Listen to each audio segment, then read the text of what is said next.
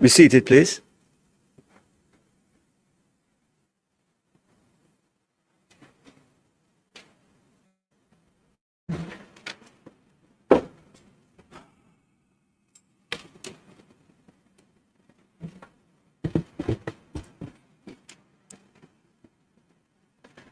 This meeting of the Honorable Senate for Friday, December the 5th, 2025 is called to order. Before we begin the business of the day, there are a few matters that must be dealt with, and they relate specifically to a number of tributes or the recognition of a number of important servants of Jamaica who have passed since last we met, and I consider it important for the Senate to recognize them and to recognize their contribution to this Jamaica land we love. To that end, and first on the order of business, is the recognition of the passing of the Honorable Dorothy Pine McClarty, OJ. This morning, we pay tribute to her and the work that she has done for this country, and I ask the Senate to recognize a number of guests from the law firm of Myers, Fletcher and Gordon, where she spent so much of her time in her legal practice.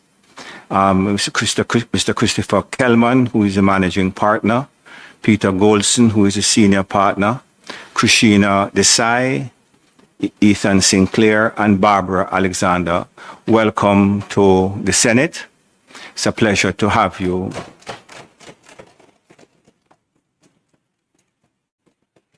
As I always point out to our guests, I suspect that it might be the first time for some of you coming to Gordon House, but this is a part of the democracy, and you're always welcome here to come and spend some time with us.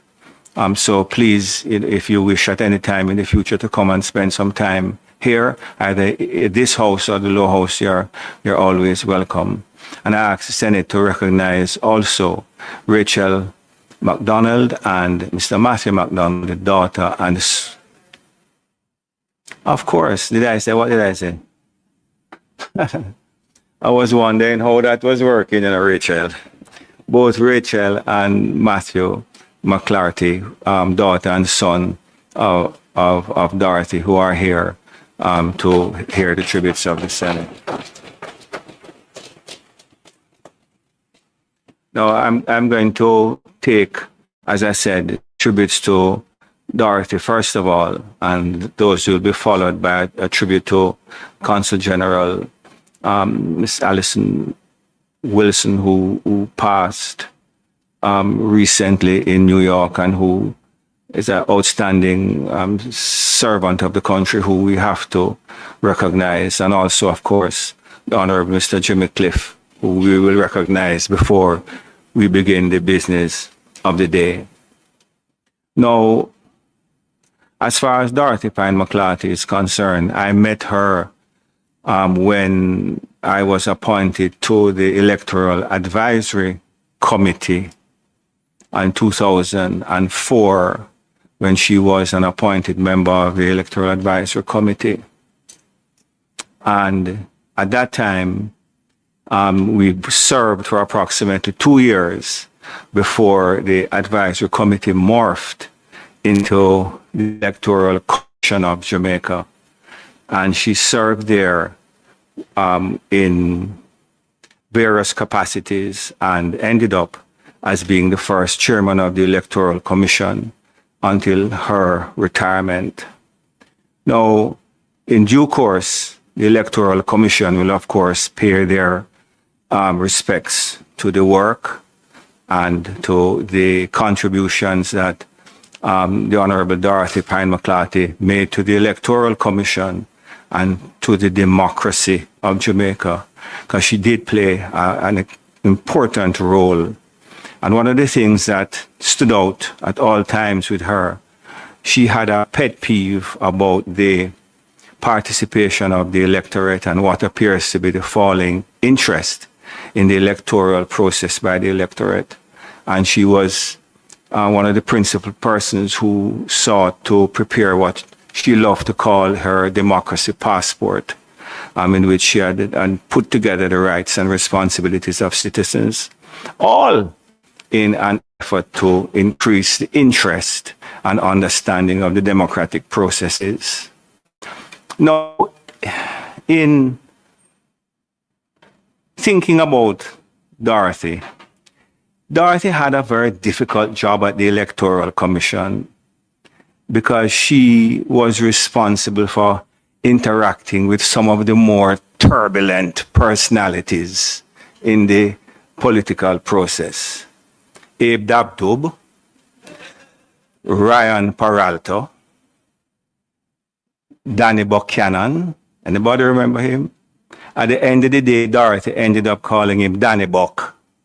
D.K. Duncan, who she ended up calling Deeks, Paul Burke, Dr. Andre Franklin, and of course, one Tom Tavares Finson. How did she survive? I'm going to tell you how she survived.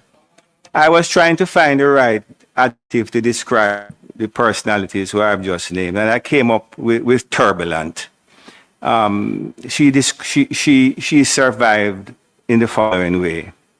She recognized that a quiet word would turneth away wrath, but a stern admonition was necessary at times, and she was not afraid to apply that.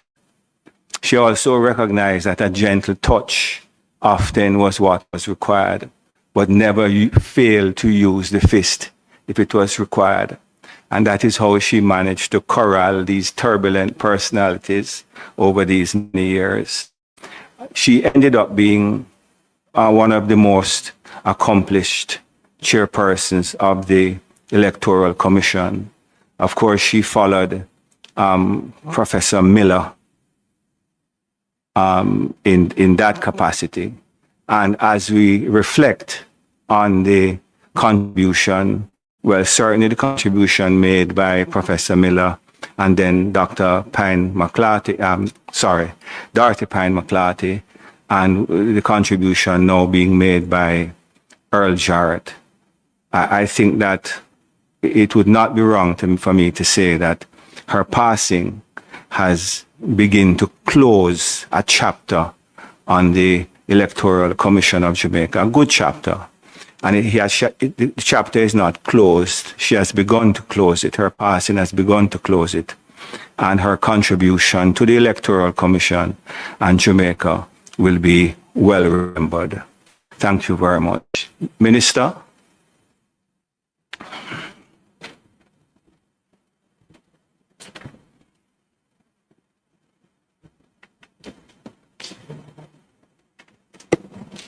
Senators, today we pause to honor the life and work of the Honorable Dorothy Pine McClarty, who passed away on Sunday, November 30th, 2025. Soon after I came back to Jamaica, well, a few years after I came back to Jamaica, I met Mrs. Pine McClarty and subsequently her children, Rachel and Matthew. And I have known her to be was tremendous integrity and kindness and softness, except I imagine when she had to deal with those characters that the president mentioned earlier. Mrs. Pine McClarty was a distinguished attorney whose barriers throughout her career, she shattered a glass ceiling at Myers Fletcher & Gordon, becoming the firm's first female partner. She went on to make history once more as the first woman to serve as chair of the Electoral Commission of Jamaica, the ECJ, a position she held with distinction from 2013 to 2019. The ECJ is one of those institutions where even before we were recognized as the country that could turn around an economy, this institution was recognized across the world. A great deal of that it was due to the leadership and the team she had around her and the way she led them. During her tenure, she oversaw significant advancements in Jamaica's electoral system, strengthening our democracy and deepening public trust in the system. This was a vital part of what she did because there was not much public trust in most anything at the time when she took over as the head of the ECJ. Her commitment to national service extended beyond the ECJ as she contributed her expertise to numerous boards over several decades. In recognition of her outstanding service to Jamaica, Mrs. Pine McCarthy was awarded the Order of Jamaica in 2007 and received the Gleaner Honor Award for Public Service in 2016. She was, Mr. President, indeed a remarkable woman, and her passing is a profound loss. We extend our deepest condolences to her family and friends, and may her soul rest in peace and light perpetual shine on her. If it pleases me, Mr. President. Thank you, Minister.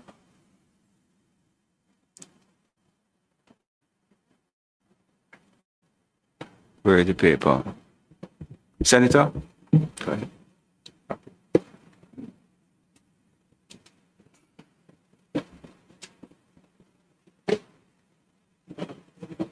Yes.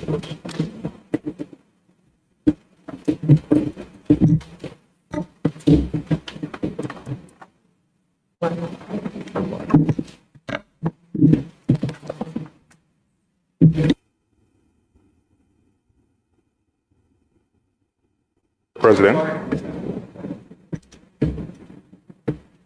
Mr. President, esteemed colleagues, it is indeed an honor for me to rise today to honor a woman who no one can argue is a true servant of Jamaica, the Honorable Dorothy Pine McCarthy, OJ.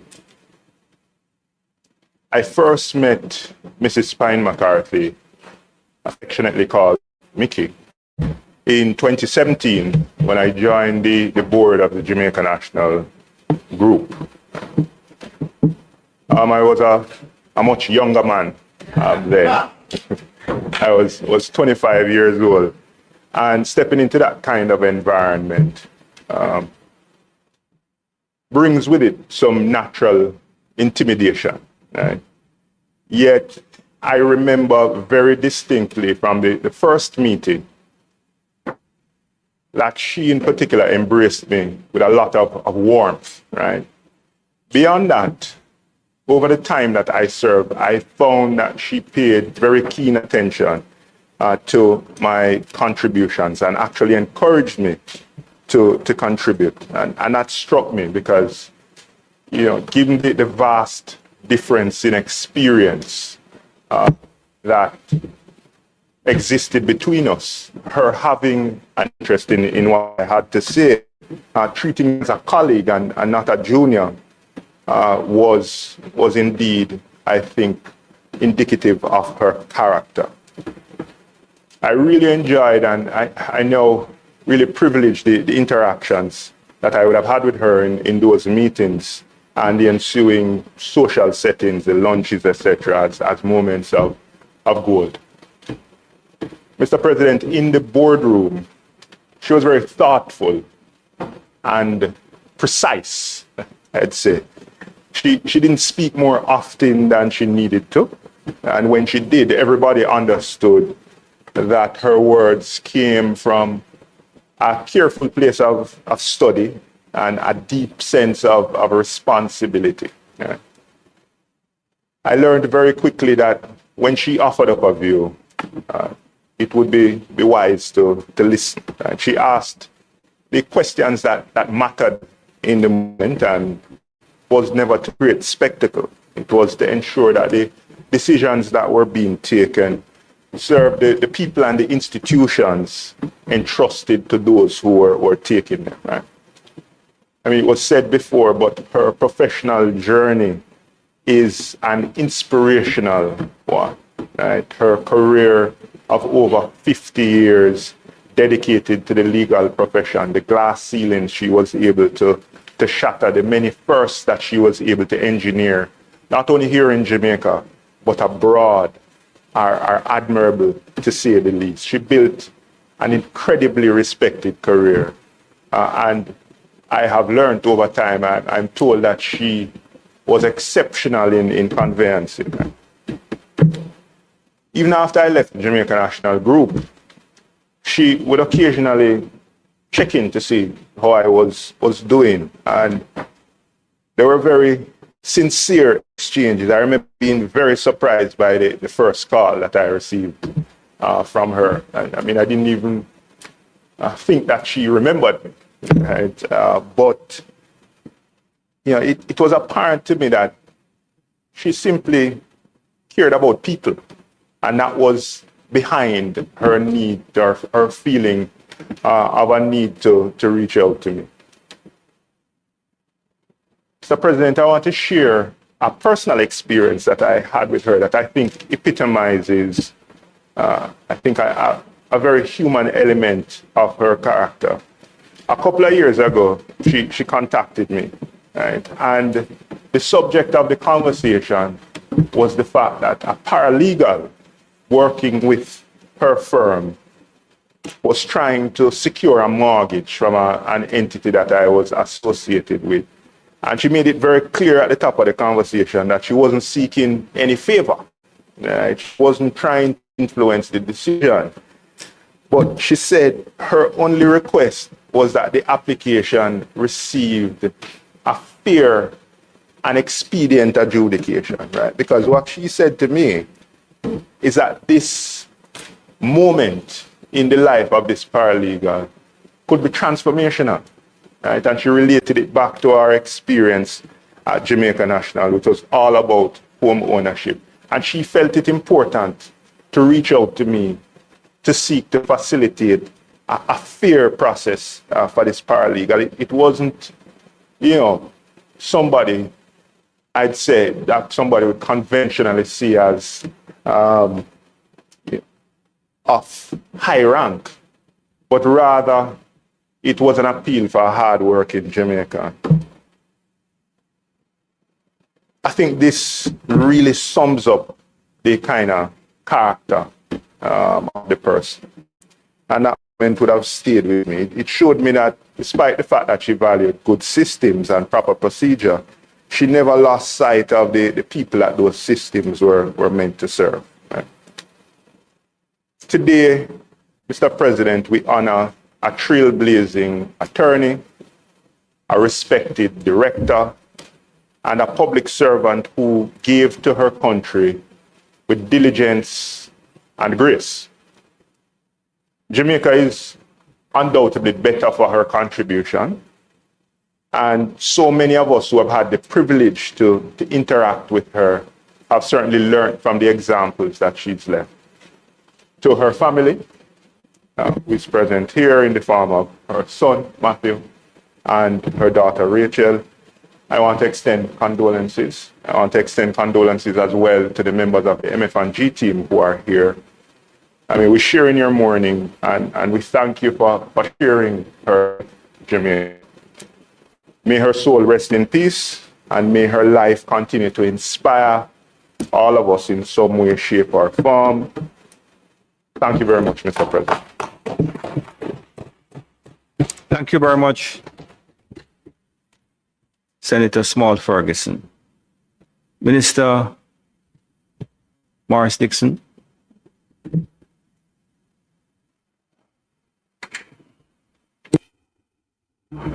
Engage your microphone, please, Minister. Thank you.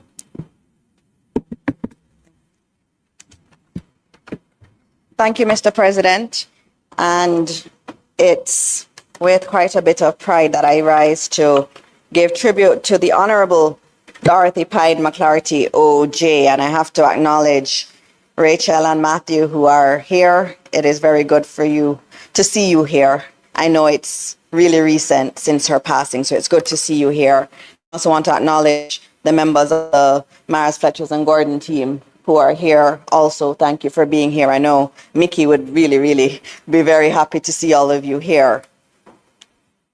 Mr. President, as Jamaica mourns the passing of the Honorable Dorothy Pine McClarty, we must recognize that she was one of our most distinguished citizens.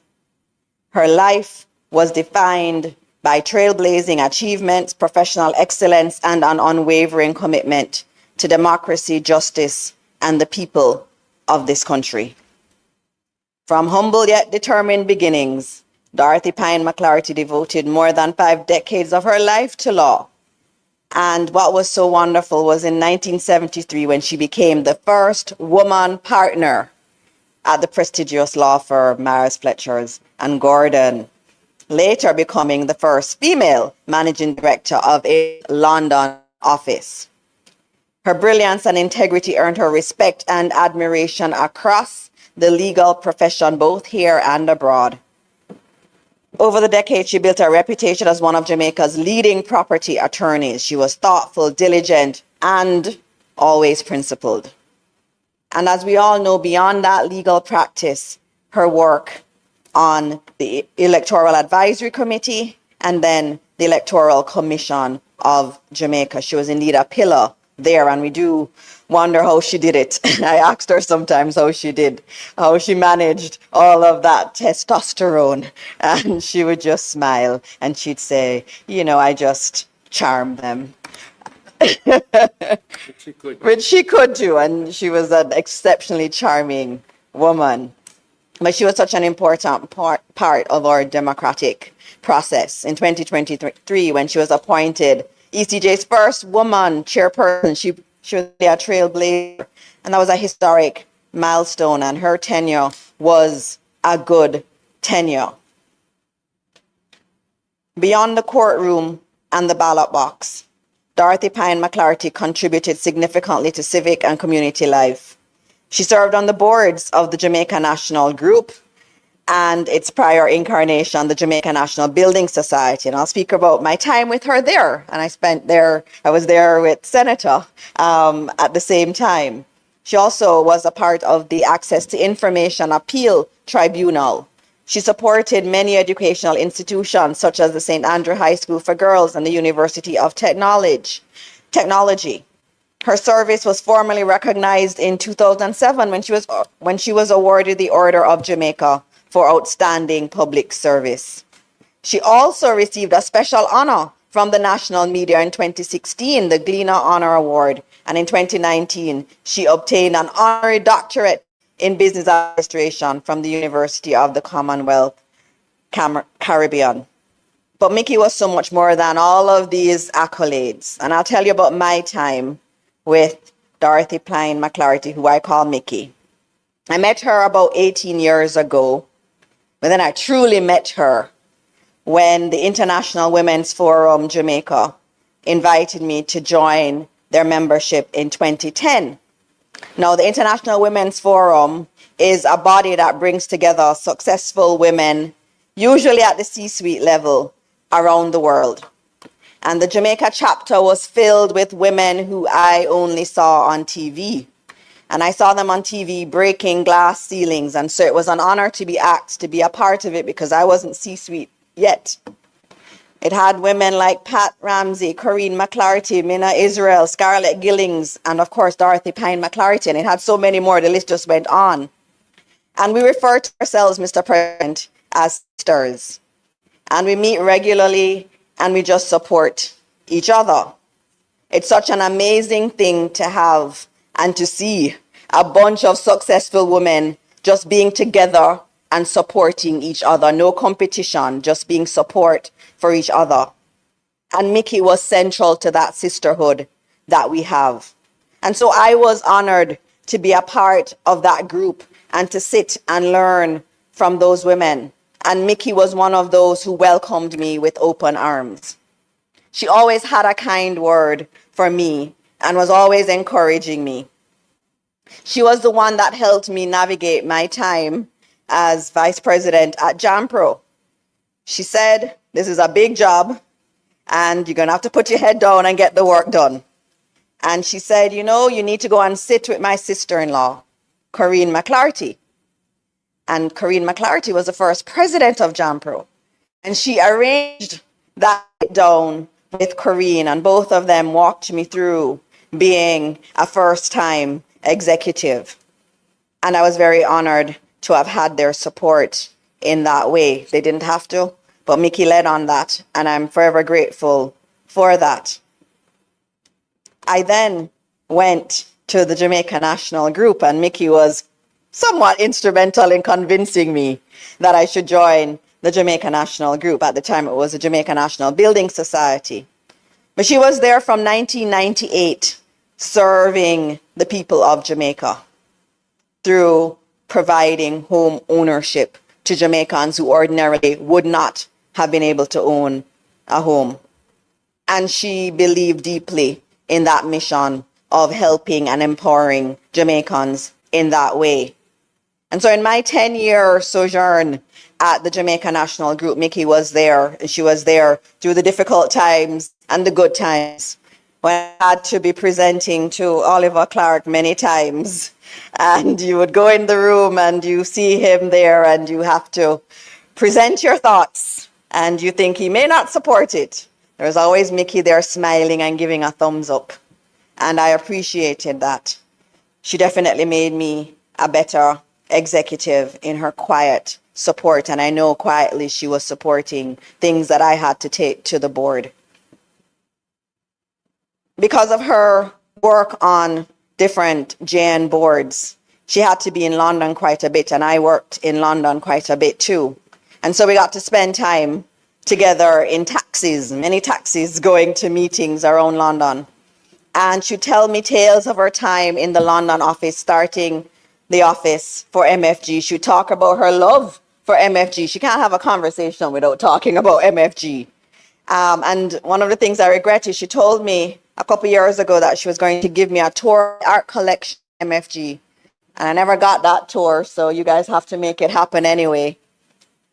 She was also very supportive of my decision to enter politics. She said, be careful, but you can do it. And every step of the way, she would just be supportive. Every time I saw her at a dinner or a lunch or any of our International Women's Forum events, she would just be encouraging me, and she'd say, I'm watching you and you're doing good. And I needed it. I've always needed it. She also taught me not just about breaking the glass ceiling, but about the importance of family. A lot of us women, as we're, going through the corporate world and in other spheres and trying to move ahead, you forget your family. She never forgot her family. She was always talking about Rachel and Matthew, nonstop. You heard about Rachel and Matthew, everything that was happening. I knew Matthew so much before I ever met him many years ago, because his mother wouldn't stop talking about him. She was also such a good wife. Always talking about Herman. And she taught me that, as you're going through this world, family is important. And you need to spend time with family. So I learned that too from her, that sometimes you have to step back and that your children matter and that your spouse matters. She taught me what real sisterhood looks like. It's really about supporting each other, being there for each other, whispering a good word, calling when you need to. Actually, her last message to me was about a topic we should discuss in one of our meetings. She wanted to talk about influencers and the rise of social media. That was the topic she wanted us to discuss. She also, even as she got older, she was still hip enough to want to know these things. And so the passing of the Honorable Dorothy Pine McClarty is definitely a great loss. It's a great loss, I know, to my sisterhood of the International Women's Forum. Tomorrow night, we have dinner together, and it will be different. It will be different because Dorothy is not there. She's always there, always impeccably dressed, always so graceful, always smiling, always telling us that we're wonderful, and she's so happy to have us as her sisters. So this loss is pretty big for me too, and I know it's big for the family and for the MFG team. It's the loss of a guardian of our democratic values and a great supporter of other women. And I know other women say the same thing about her, that she just call them and support them. But though she has departed, the institutions she nurtured, the reforms she championed, and the lives she touched will continue to bear her imprint for generations to come. May her family, Herman, Matthew, and Rachel in particular, her friends, colleagues, and all of us who admired her find comfort in the knowledge that she served her country with grace, courage, and unwavering integrity. The foundation she helped build in law, governance, and community stand as a permanent tribute to her life and service. May the God who made her, the Son who saved her, and the Holy Spirit who sanctified her grant her light, happiness, and peace. Rest in peace, Mickey.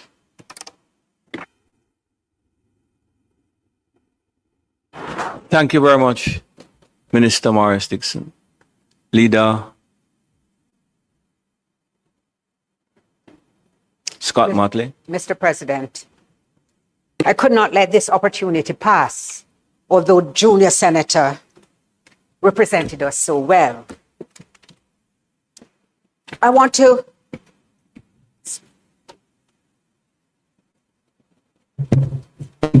first of all extend my deep condolences to Rachel and Matthew. It is always so difficult to lose your parent, and more so when you have an exceptional parent, as Mickey was. It's hard to say was. Past tense is something that is difficult to grapple with. I also want, Mr. President, to acknowledge the presence of the Myers Fletcher and Gordon team, and you will forgive me. I very rarely do this, but I want to single out my dear friend Ethan, who I know how close he was to Mickey. You know, there are some great leaders who pop up every now and then. And there are some exceptional leaders. And Mickey was one of them. When she walked into a room, she was an imposing figure, helped along her height and her stature and her grace and elegance. But she never made an announcement, "Do you know who I am?" In her very presence, she conveyed that you were meeting somebody who was exceptional in many ways. What did I admire about her the most? Not only was she genteel, impeccably dressed, as Senator Morris Dixon said, but it was her quiet way of leading, a strong, steady hand, cottoned steel, because you knew that you could not cross that line. It was very rarely, even with people like Donnie Buck, people like somebody named Tom Tavares Vincent, and, Aaron Peralta, and those rambunctious, strong, powerful men. Very rarely.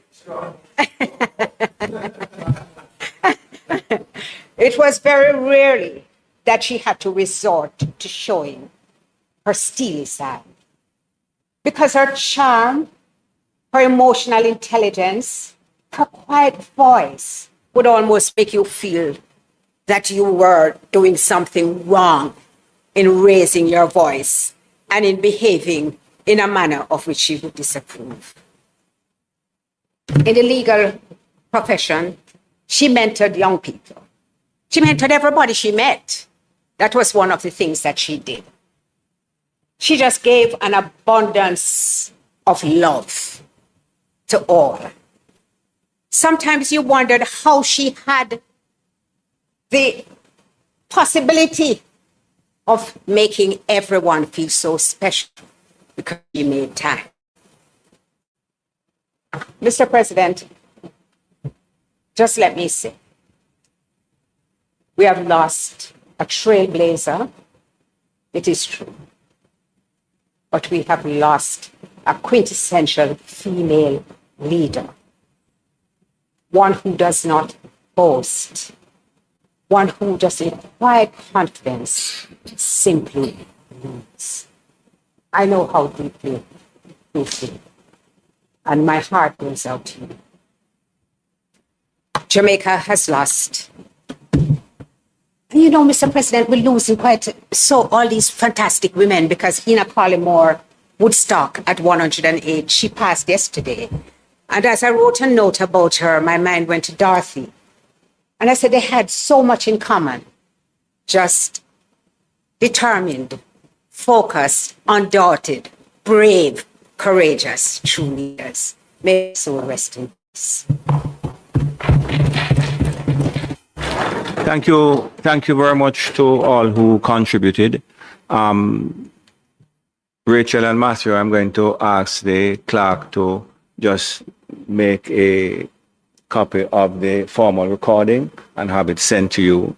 And of course, I really neglected to say how fond I was of Herman, who I would see at the supermarket regularly. And on one occasion, I saw him and said, "What you doing down here on the big Saturday morning?" He said, "No, Dorothy send me out, man."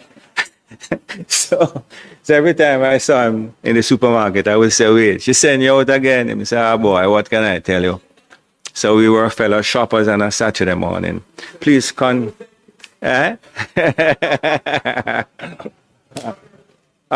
just to say how very much I think it was important of all of us to put on the record of the Honorable Senate of Jamaica the contribution made by your mom, and please convey to your family our best regards. Thank you very much for coming and spending time with us this morning. Members, please acknowledge them as they leave.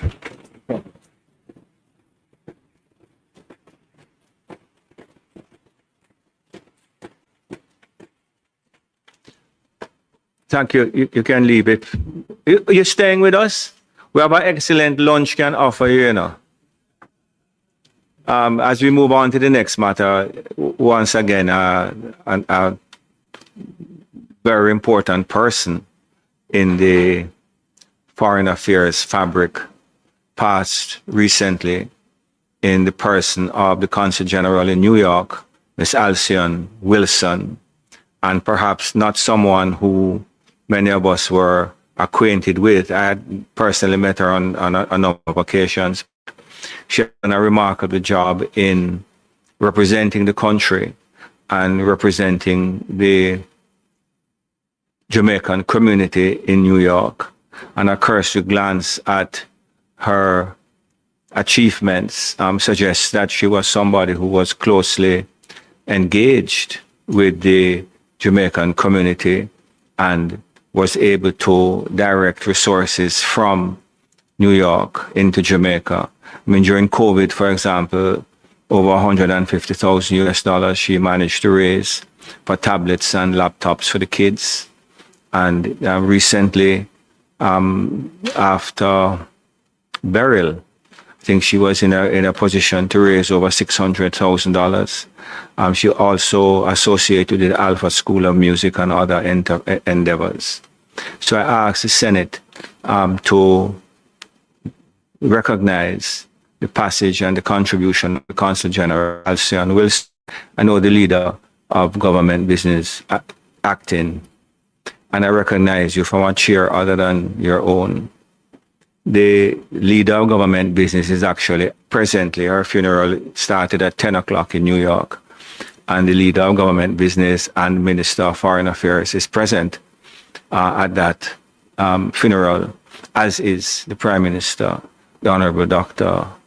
Andrew Holness. And I think that it certainly demonstrates the extent to which her contribution will be missed.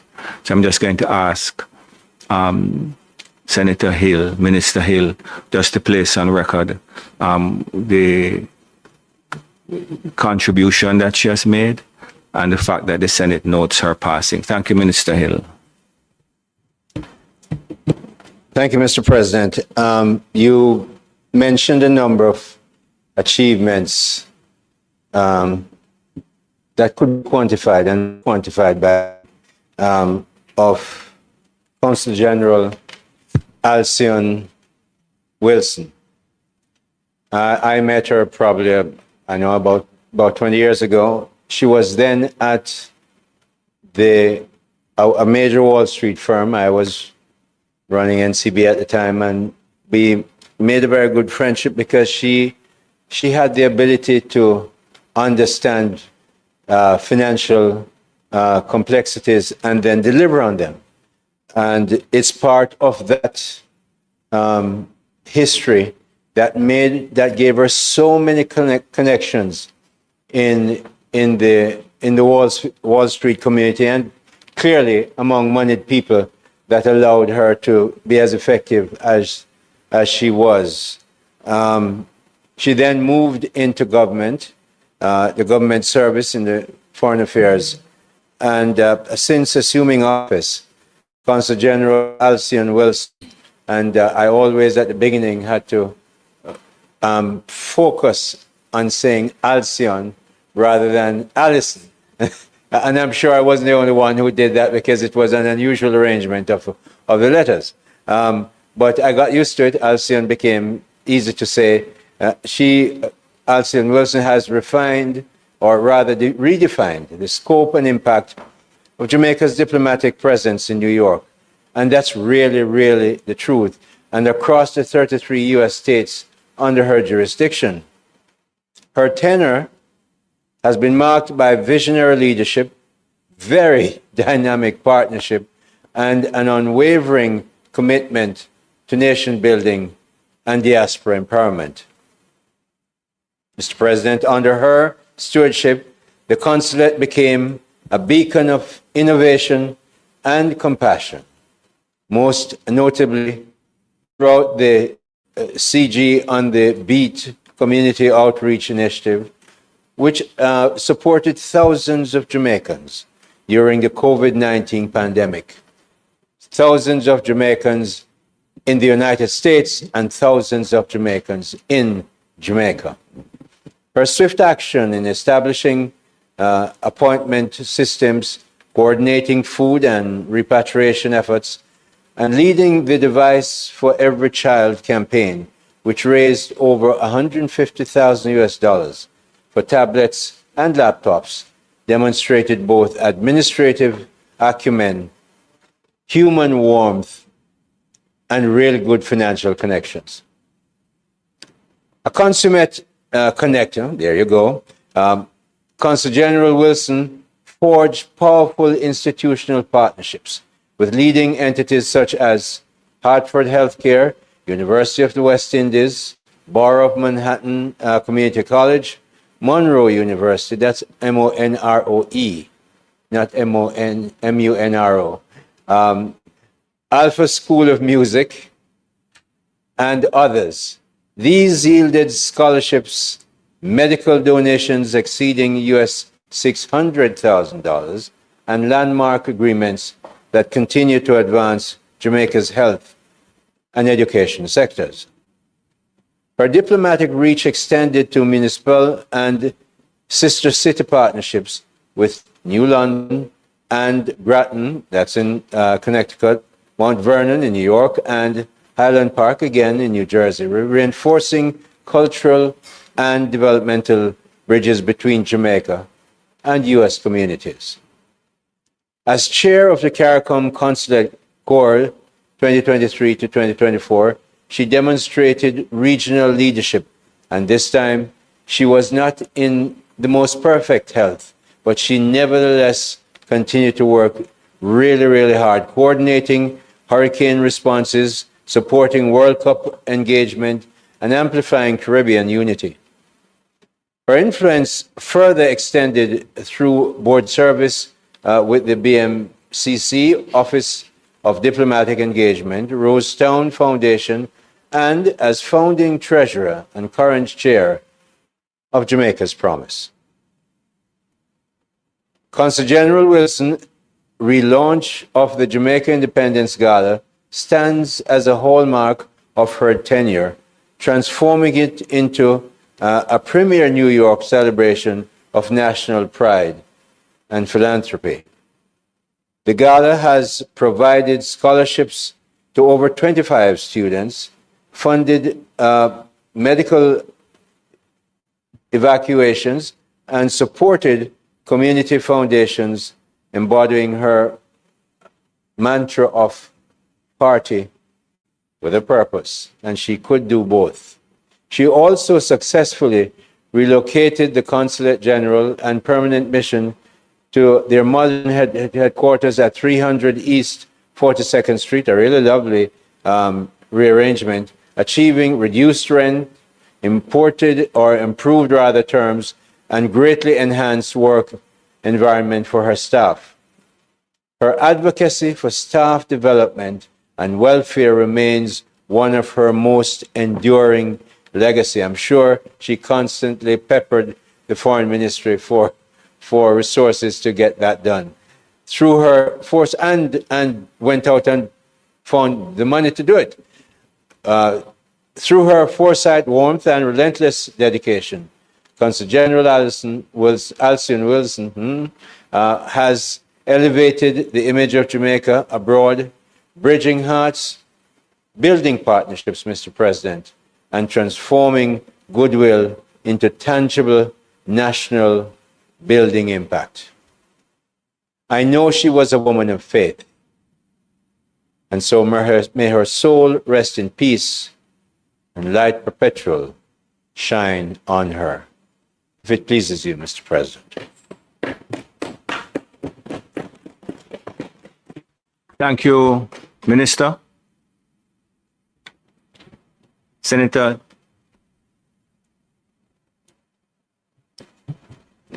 No, I'm trying to figure out. I don't call it's not so, right? It's Tame. Tame. TH. But pronounced Tame, Senator Tame. Morning, all. Mr. President, we acknowledge the significance of Alcyon Wilson's service to the Jamaican community as the head of the Consulate General in New York. New York has long been a center of the Jamaican diaspora and also the Caribbean diaspora.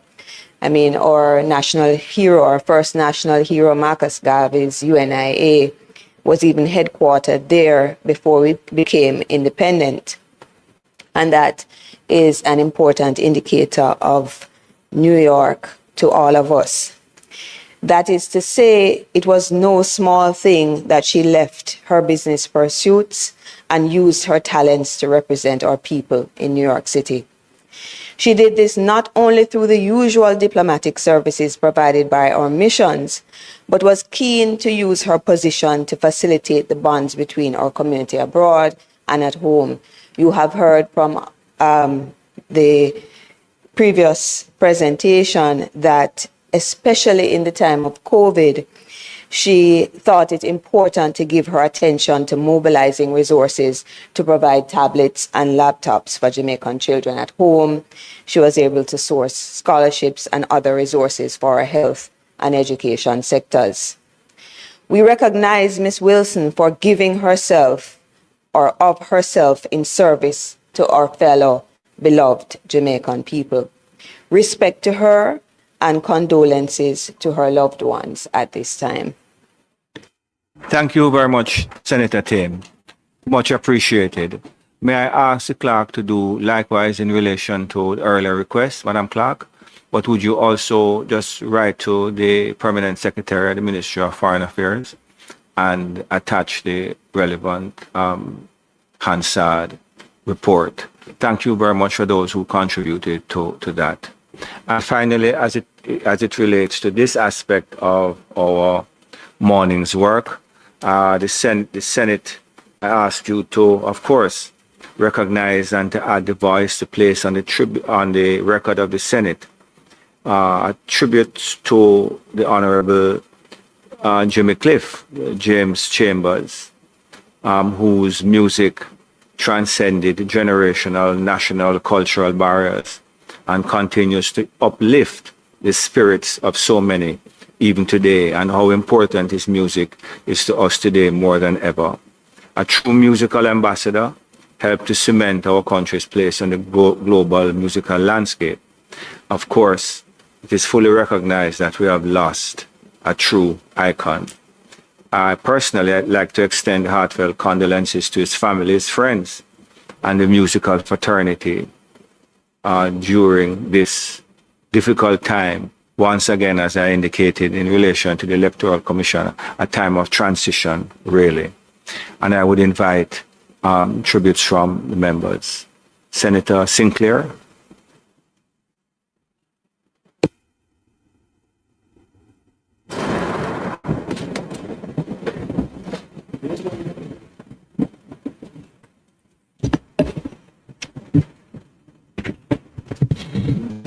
Thank you. Thank you, Mr. President. Mr. President, James Chambers, better known to most of us as Jimmy Cliff. And in fact, when you started this morning, you referred to him as Mr. Jimmy Cliff. He came to life in the quiet rural community of Somerton in the parish of St. James. And at the end of life's journey, he rose from being that little boy from rural Jamaica to be acclaimed internationally as one of the greatest reggae singers and musicians out of Jamaica. The name Jimmy Cliff appeared in many publications, Mr. President, of the popular Rolling Stones magazine. And indeed, that publication aptly described him as reggae's humble hero. Someone who inspired generations of musicians around the world, who will be remembered for his humility, kindness, and sense of purpose. As one of our global superstars, Jimmy Cliff would have contributed to our island, Jamaica, carrying the description with little but with Alawa. His contribution to building brand Jamaica is recognized and appreciated. His journey through life is one which should be recognized and adopted by every youth. He, Mr. President, gave life to the phrase, every ghetto youth is and can be a star. Jimmy Cliff was super and multi-talented. He was an actor, musician, and singer. In respect to the latter, even when he attained the title of being an elder, his vocals remained crisp and distinct. I recall his performance in March of 2019 at the ceremony in Montego Bay on the renaming of the former Gloucester Avenue as Jimmy Cliff Boulevard, where he moved himself into position at the microphone and where he sang the highly rated song, Many Rivers to Cross. His voice came through crisply and powerfully across the lawns of the old hospital park and the Montego Bay Harbor. The audience listened in absolute amazement, and we were left in awe at how powerful his voice was. As a youngster in the 1970s, I would have watched the 1972 Perry Henzell movie, The Harder They Come, in which Jimmy Cliff played the character Ivanhoe Martin, the youth who left rural Jamaica seeking a better life in Kingston. The movie, with a little-known actor in Jimmy Cliff, became a hit not only locally but internationally. Over the years, in many a conversation, people would recall various scenes out of that particular movie. But to think that someone with little acting experience could have taken the role and performed as well as Jimmy Cliff did speaks volumes to his talent. Beyond the entertainment scene, Jimmy Cliff contributed to Montego Bay's growth and development. He had interest in the construction of the Oneness Plaza, which bordered on Barnett Street and Hart Street, and which gave that area at the time a modern look and provided a home for a variety of business activities. He was a consummate family man and a great dad. And in spite of his super talent and international status, he did what great dads do. The level of his success is reflected in the words of his daughter, Odessa, and I quote, where she said, "He was our mentor our guiding light. Before social media, those who would see my father would always see him with his children. You would catch us at the beach, at the movies, at the circus, on tour with him, just us doing things together. We were always around him, and he was a great dad. As I quote those words of his daughter, I'm reminded of the saying, the power of a dad in a child's life is unmatched. And Jimmy Cliff is clearly unmatched, a true family man and a real dad. Mr. President, it is with great pride and privilege that I was a member of the St. James Municipal Council under Mayor Homer Davis, who, in dialogue with Minister Olivia Grange, passed a resolution to change the name of Gloucester Avenue to Jimmy Cliff Boulevard in honor of this great son of the soil of St. James. We regarded him in that way, Mr. President, as someone who was deserving of this honor. And I'm satisfied that everyone in St. James was of that view.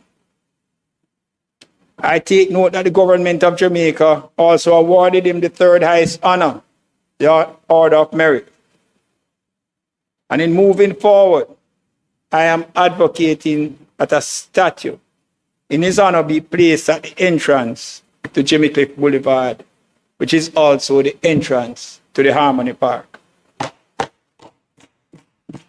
I will also take this opportunity, Mr. President, to propose that our Honorable Minister, in partnership with the family of this great icon, examine the feasibility of making his home at Somerton a museum which will stand as a lasting memory of his life and his work. His legacy must not be forgotten. The inspiration to all of us through his songs, Many Rivers to Cross, The Harder They Come, and You Can Get It If You Really Want, Born to Win, The Rebel in Me, should forever ring in the ear of each and every Jamaican, encourage us to never give up, overcome every struggle, and achieve greatness. In his own words, and I provide this quote from Jimmy Cliff himself, I want to know that you feel empowered to get up and do something about your life and make your life better. That is the message that all those songs that he gave to us would encourage us to do. To his wife Latifah and his children, I express my deepest and sincerest condolences and pray that he has eternal rest. Thank you, Mr. President. Thank you very much, Senator Sinclair. Captain.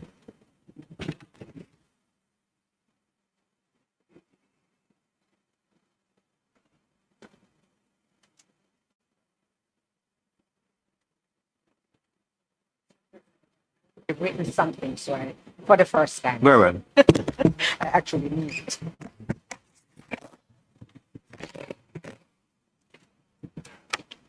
Thank you very much, Senator. Thank you, Senator Sinclair. Thank you very much.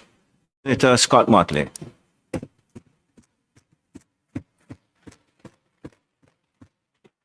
Mr. President, members of the Senate, it's an honor to be able to pay this tribute to Jimmy Cliff.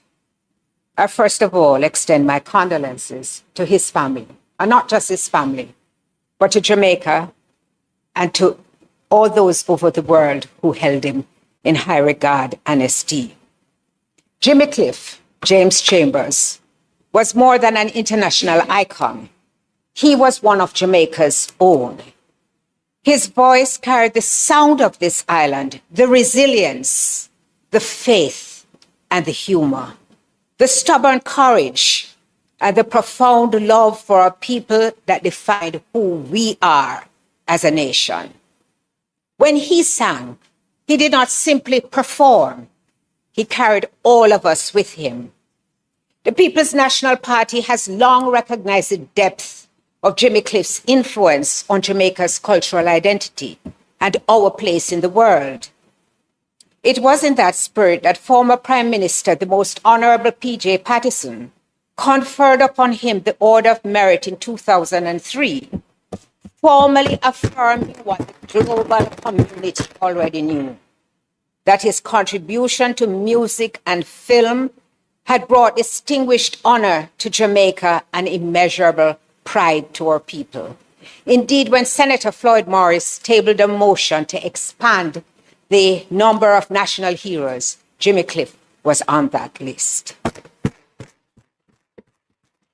Senator Sinclair, I bet I could win you at something that I've watched The Harder They Come many more times than you.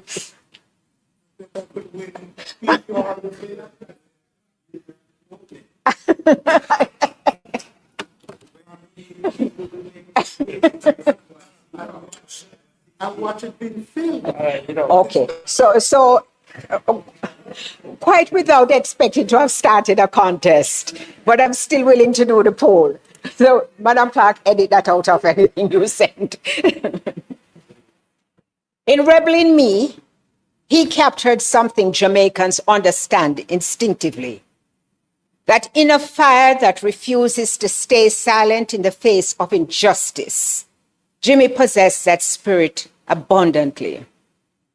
He never stood apart from the struggles he sang about. He felt them, he lived them, and he transformed them into music that challenged us to confront wrongdoing with clarity and conviction.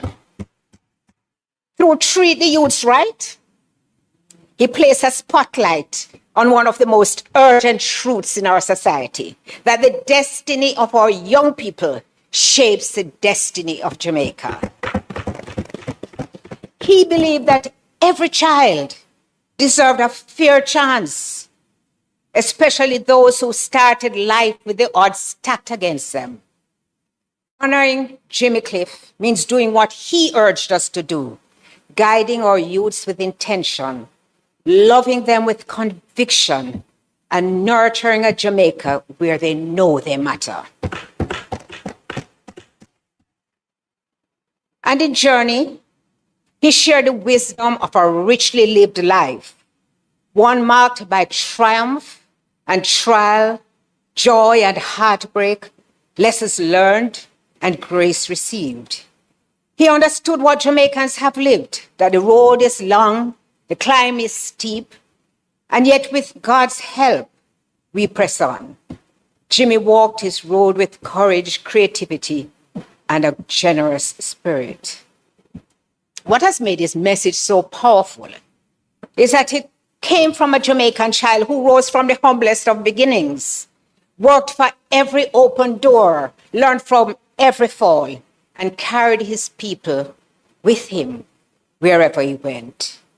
When he told us, you can get it if you really want, he was not offering empty optimism. He was giving us his own testimony, a lesson in perseverance, faith, and the dignity of striving.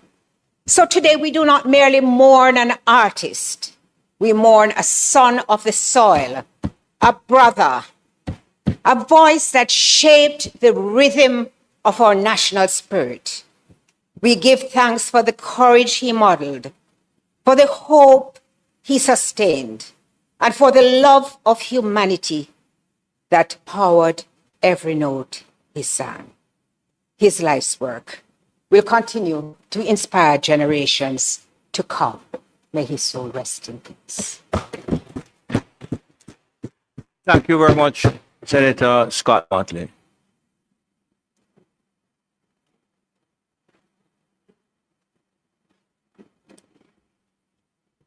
Senator Tavares Finson.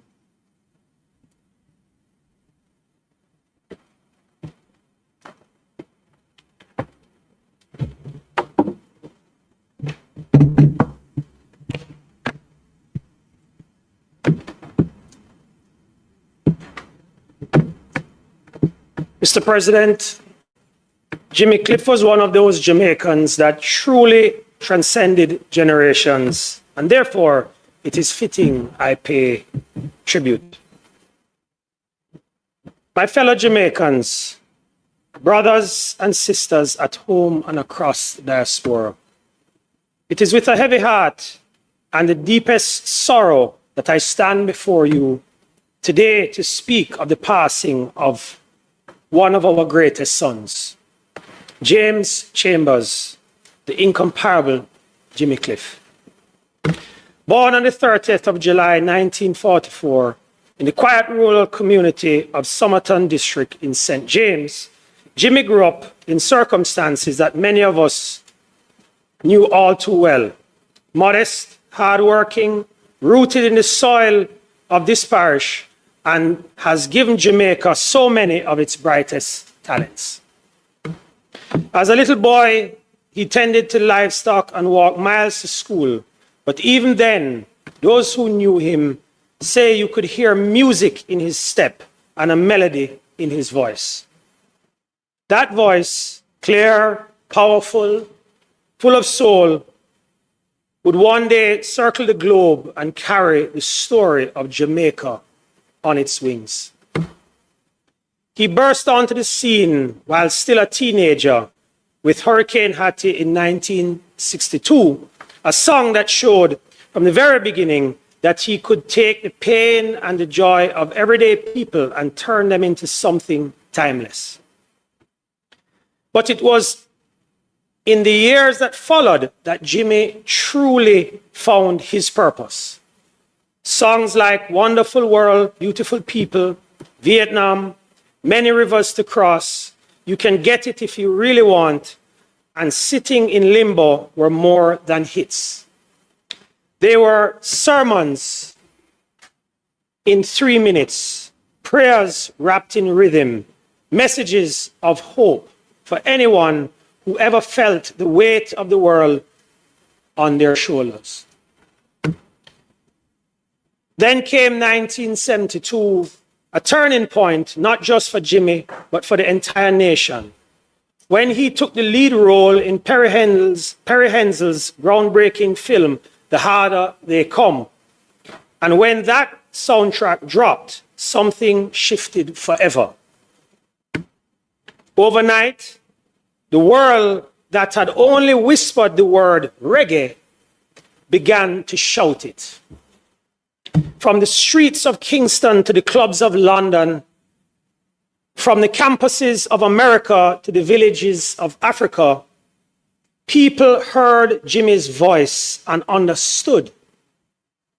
This small island had a mighty spirit. That movie and that album did not just make Jimmy Cliff a global star. They made Jamaica a global force. Reggae became the soundtrack of resilience, resistance, and celebration. Jimmy was its first great ambassador. He toured the world for decades, from Europe, Africa, Asia, the Americas, and everywhere he went, he wore Jamaica on his sleeve. He sang for Nelson Mandela's release. He performed at independence celebrations across the Caribbean and Africa. He brought down the house at Glastonbury and at Reggae Sunsplash locally. He collected honors most artists can only dream of. Inducted into the Rock and Roll Hall of Fame, awarded the Order of Merit by his own country, only the second reggae artist after Bob Marley to receive that highest civilian honor. Yet, no matter how many stages he conquered, he always came home. He never forgot Somerton. He never forgot St. James. He never forgot Jamaica. Jimmy was more than a singer. He was a teacher. In Many Rivers to Cross, he taught us that suffering is real, but so is the strength to keep moving. In You Can Get It If You Really Want, he reminded every young person listening that perseverance will overturn privilege every time. In The Harder They Come, he showed us that even when the system is stacked against you, the human spirit can still write its own ending.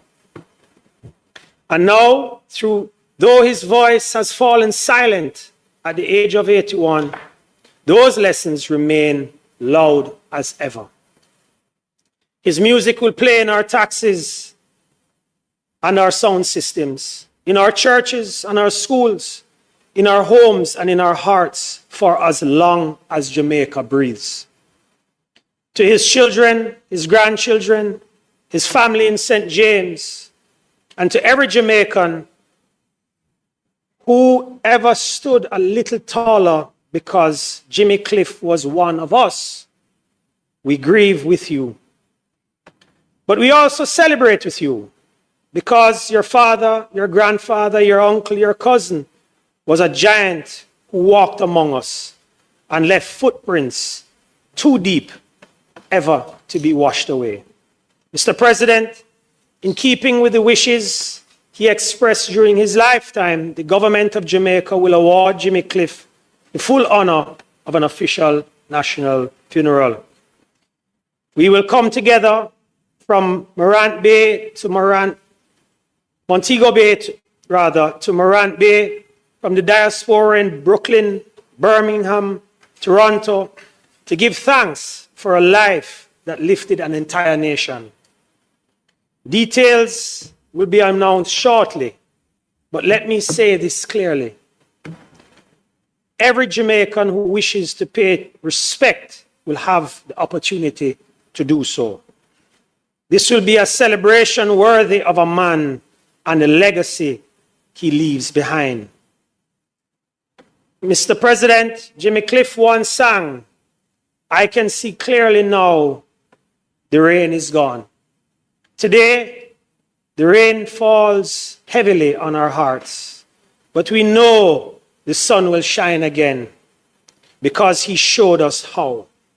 Even in the recent passage of Hurricane Melissa, we know as Jamaicans, we will see clearly and rebuild stronger than before. Rest in eternal peace, James Chambers, Jimmy Cliff, son of Somerton, son of St. James, son of Jamaica. You gave us more than music. You gave us belief. You gave us pride.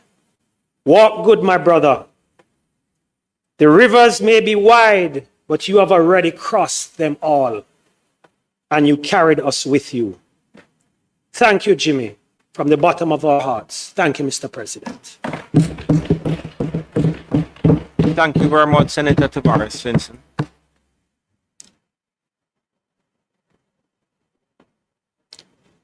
Senator Bernard.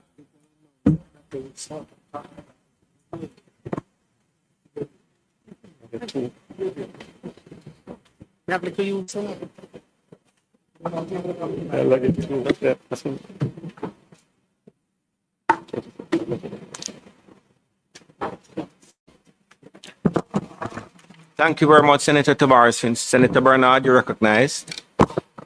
Thank you very much, Mr. President. It is an honor and a privilege to pay tribute to Dr. James Chambers, Jimmy Cliff, an artist whose creative genius, humanity, and cultural influence have shaped Jamaica and the world. In November 1997, the University of the West Indies, Mona, conferred upon him the honorary Doctor of Letters in recognition of his extraordinary contributions to music and film. My own connection to this national icon began years later on February the 4th, 2005, during the inaugural concert at the UWI Distinguished Concert Series. held at the Oriental Gardens to celebrate the launch of his Black Magic album. The event, Senator Thompson, was in many respects a St. James event and a Cornwall College event. And I'll tell you why. Yes, but no. Never leave out Senator Charles Sinclair. I did say that. But the event was in many respects a St. James and indeed a Cornwall College gathering, as it was guided by Vice Chancellor Emeritus at the time, Professor Rex Nettleford.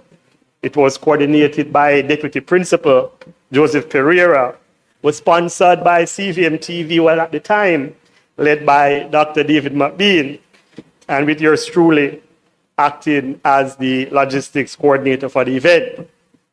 Yet the true significance of the evening was the opportunity it provided for my personal encounter with Jimmy Cliff. In conversation, he was soft-spoken, deeply philosophical, reflecting on race, religion, politics, the university, and of course, the music. Although he was fully aware of his legendary status, he held no rigid, purist views on the music. Instead, he approached culture and music as dynamic, context-shaped expressions, distinct, yet never mutually exclusive. His performance that night was unforgettable. Senator Morgan, you were there with me. Was unforgettable. He introduced the audience to a young Tessan Chin, one of his backup singers. She delivered a powerful solo cameo. And he also stunned the distinguished gathering by incorporating, Mr. President, Ivan Rose Martin notorious knife slashing scene from The Harder They Come in his musical performance, reciting the infamous expletives as he reacted or reenacted the Defiant Outlaw. While Professor Rex Nettleford later intellectualized the moment, many of us at the time who were dancehall fans simply welcomed Jimmy Cliff's bold engagement with the realities of violence and popular culture. And it allows us to carry the debate a bit further, knowing that Dr. James Chambers was a part of the discourse. My understanding of Jimmy Cliff, however, predated the U event. Again, during one of my visits to South Africa, you were not on this one, Senator Morgan. Yes, sir. During one of my visits to South Africa, I learned of his profound influence during the apartheid struggles. His controversial decision to perform there, despite calls for boycott, created an integrated audience that challenged apartheid's rigid racial divisions. One of my South African colleagues, to my surprise, astonishment, one of my South African colleagues ranked Jimmy Cliff only below Peter Tosh as his favorite freedom fighter musician, noting that Jimmy did not merely sing about liberation, he enacted it, breaking barriers by simple, powerful act of insisting that all people could stand together in one space. Mr. President, beyond his global stature, as one of reggae's most iconic voices, Jimmy Cliff, as was outlined in some degree by Senator Sinclair, Jimmy Cliff embodies a lesser known but equal remarkable quality, a sharp business acumen grounded in community, humility, and respect for ordinary Jamaicans. His ventures illustrated a man who used his success to create opportunities for others. A defining example is his acquisition of an underutilized property at 38 Bond Street in Montego Bay in the 80s, as mentioned before, where many saw an aging structure. Jimmy saw potential, both economic and social. He transformed the building into a two-story One S Plaza, as was mentioned earlier, a name that reflected his philosophy of unity and inclusiveness. Over the years, the plaza became home to many small, micro, and nano enterprises, shops occupied by barbers, hairdressers, tailors, food vendors, and inevitably record shops. Small community-based enterprises anchored in local livelihoods. Jimmy was intentional in choosing tenants, prioritizing small operators who typically lack access to prime commercial spaces. It was a quiet act of empowerment, demonstrating a business model rooted not only in profit, but in community, in opportunity, in dignity, and social upliftment. As mentioned previously, his imprint on Montego Bay was further cemented on March 28, 2019, when Gloucester Avenue, the globally known hip strip, was officially renamed Jimmy Cliff Boulevard in recognition of his immense contribution to Jamaican culture and international music. The ceremony signaled not only national pride, but a deep integration of his legacy in Jamaica's cultural identity. Yet, even with international acclaim and national honors, Jimmy's heart remained planted in Somerton St. James. He returned home frequently, maintaining personal relationships and offering quiet support to the community, especially children. Mr. President, I personally can remember Jimmy Cliff's famous back-to-school treats as a Montegonian.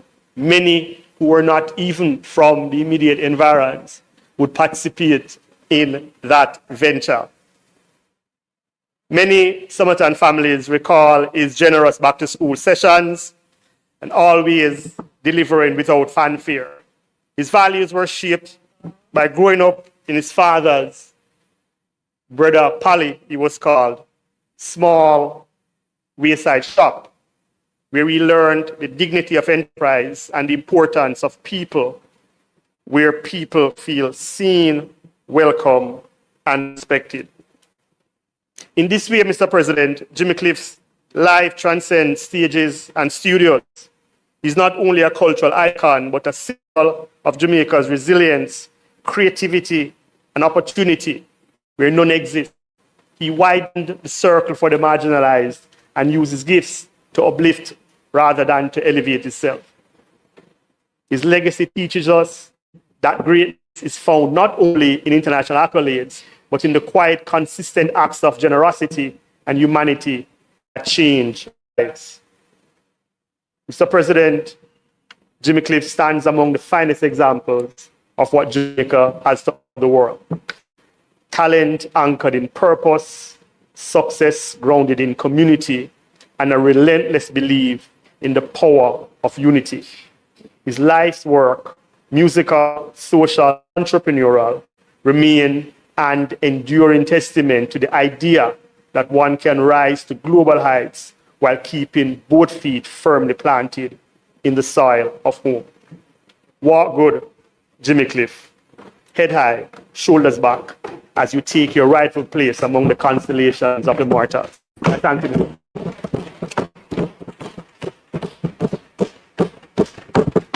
Thank you very much, Senator Bernard. Leader? Senator Scott Motley, that's it? Senator Tim? Okay. Senator Tim? I just want to make one point about generations. I teach a course in popular Jamaican music, in the first 20 years of independence at the University of the West Indies. And my 21st century students, when I talk to them about the 60s and the suffering and struggles of Jamaican people that led to the Black Power movement and the rise of reggae as protest music, they don't get it until I show them the harder they come. Then their eyes are totally wide open. That's it. Thank you. Thank you very much, Senator Tim. Colleagues, thank you very much for all who have contributed to the tributes today and to the tribute to Jimmy Cliff. I listened to the tributes in the lower house, and I must say those here were equally cogent and instructive. I thank all of you who contributed. There is not at all. If you notice, on the 10th of November, I got some money from Cabinet. I'm doing it because as I install, I said, this is what we've done. There's a bigger budget that we're looking at, so I prefer to go back on performance, which is how we run the government. So that's why you see it in tranches like this. Tranches is something I know you understand as a financier. On the consumer side, I made that statement. The Consumer Affairs Commission of Jamaica is very, very capable. They go out, they make assessments. Those statements weren't made because I sat down in my office and think that's a good thing to do. I checked with the Consumer Affairs Commission. We have the Fair Trade Commission that does other things. They're actually going to be combined into one, but it's almost there. But the Consumer Affairs Commission have the prices before Melissa. They have the invoices because they're out there in the field all the time. They go back, and when I say it's not all price gouging, because when you go back and look at the invoice from the distributor of repute, and therefore you know that something has changed. And look at the trucking. The trucking guys, they couldn't find their drivers. So you get, suppose you had 20 drivers, and you get 5. You're going to have to pay them more to even work. Prices go up. So it is not that we do have data to back this up. The DBJ funding, you see, it's unfortunate, this statement I saw on the front page of the Gleaner. I happen to be working very closely with the DBJ, Dr. Lowe. You asked where the other $6 billion is going to come from. I was at a dinner 3 nights ago from a major international financial institution, and they are willing to give DBJ the money. I was at breakfast with another one with DBJ yesterday. So we have no doubt that the money will come. And I tell you why I feel that way, Mr. President. I was in Korea when the hurricane hit. I had the privilege of talking to the president of the IDB, Dr. Ilhan Golfan, and his chief of staff. He immediately said, we have $285 million ready to give to Jamaica. We're going to the board with another $400 million. Well, you can see where by the time he came to Jamaica, he's offering $1 billion, and we have 6.7 billion, Mr. President. We didn't ask.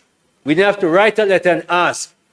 The record of the Andrew Holness administration, and I want to make it very clear, the strong performance, financial performance record of the Andrew Holness administration made it sure that the international partners, before we ask for loans, because we haven't been asking for loans, offers us $6.5 billion US dollars. It is on that basis. It's on that basis, Senator Anderson, and from the meetings I've been having, that I know that the additional $6 billion will not be a problem. In fact, they want us to take more money, but we're a prudent government, and we're very careful as to how we take people's money on loans. So the money is coming. Right now, the truth is DBJ of his size, and you're from the banking institution, DBJ in the next 2 years could not easily deploy $4 billion US dollars unless it has arrangements with the AFIs. But also, I'm linking DBJ with Exim Bank, another of my agencies.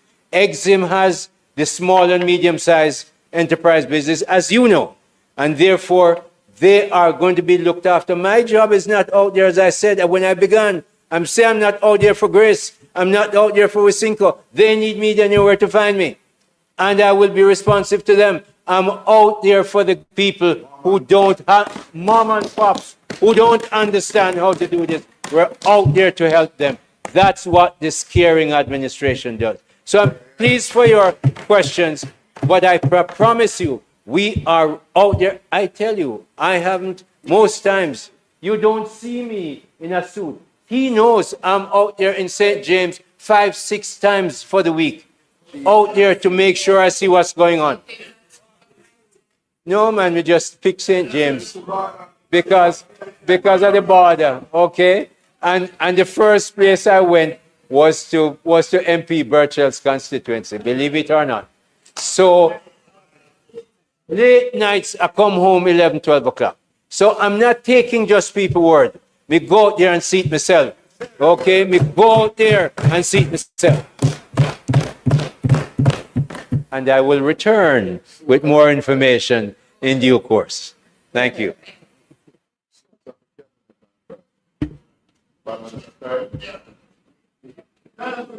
Senator Gale?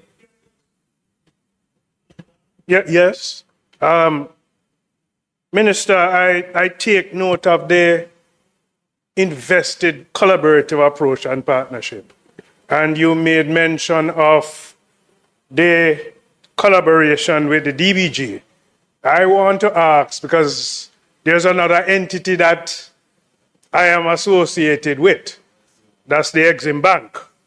And I want to ask specifically around the nature of collaboration between your ministry, the DBG, and the Exim Bank as part of this recovery process.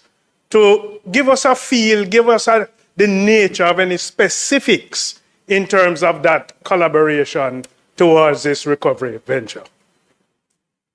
Minister Hill, I ask you again, you have a choice, Last week, Senate, you prefer to take it, no problem. You can do it one at a time. I don't have an issue. I just wanted them to know that you have an alternative.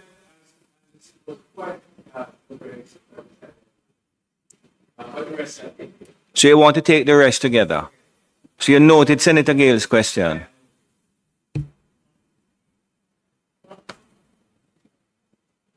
Senator Tomlinson. Oh, I'm sorry, Senator Tame again. Senator Tomlinson. Okay, good. Senator Tame, go ahead, please. I note the minister's reference to substantial investment and,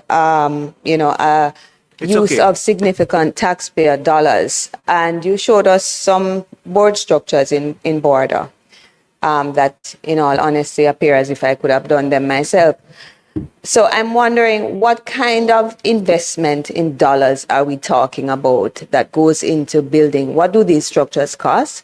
And what does the dollar figure look like when you are looking at what has actually been constructed already? Thank you very much, Senator Tame. Senator, anybody over here? Senator?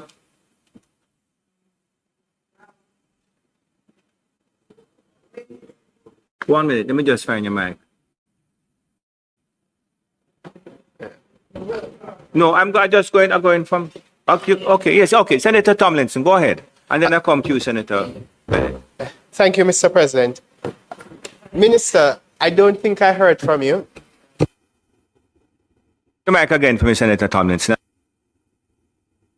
Are you hearing me? Right. Minister, I don't think I heard from you in a substantive way the role of the Exim Bank in the recovery process. I've been engaging with the stakeholders in the sector, and they have indicated to me that they have not heard from the government what will be provided to them through the Exim Bank.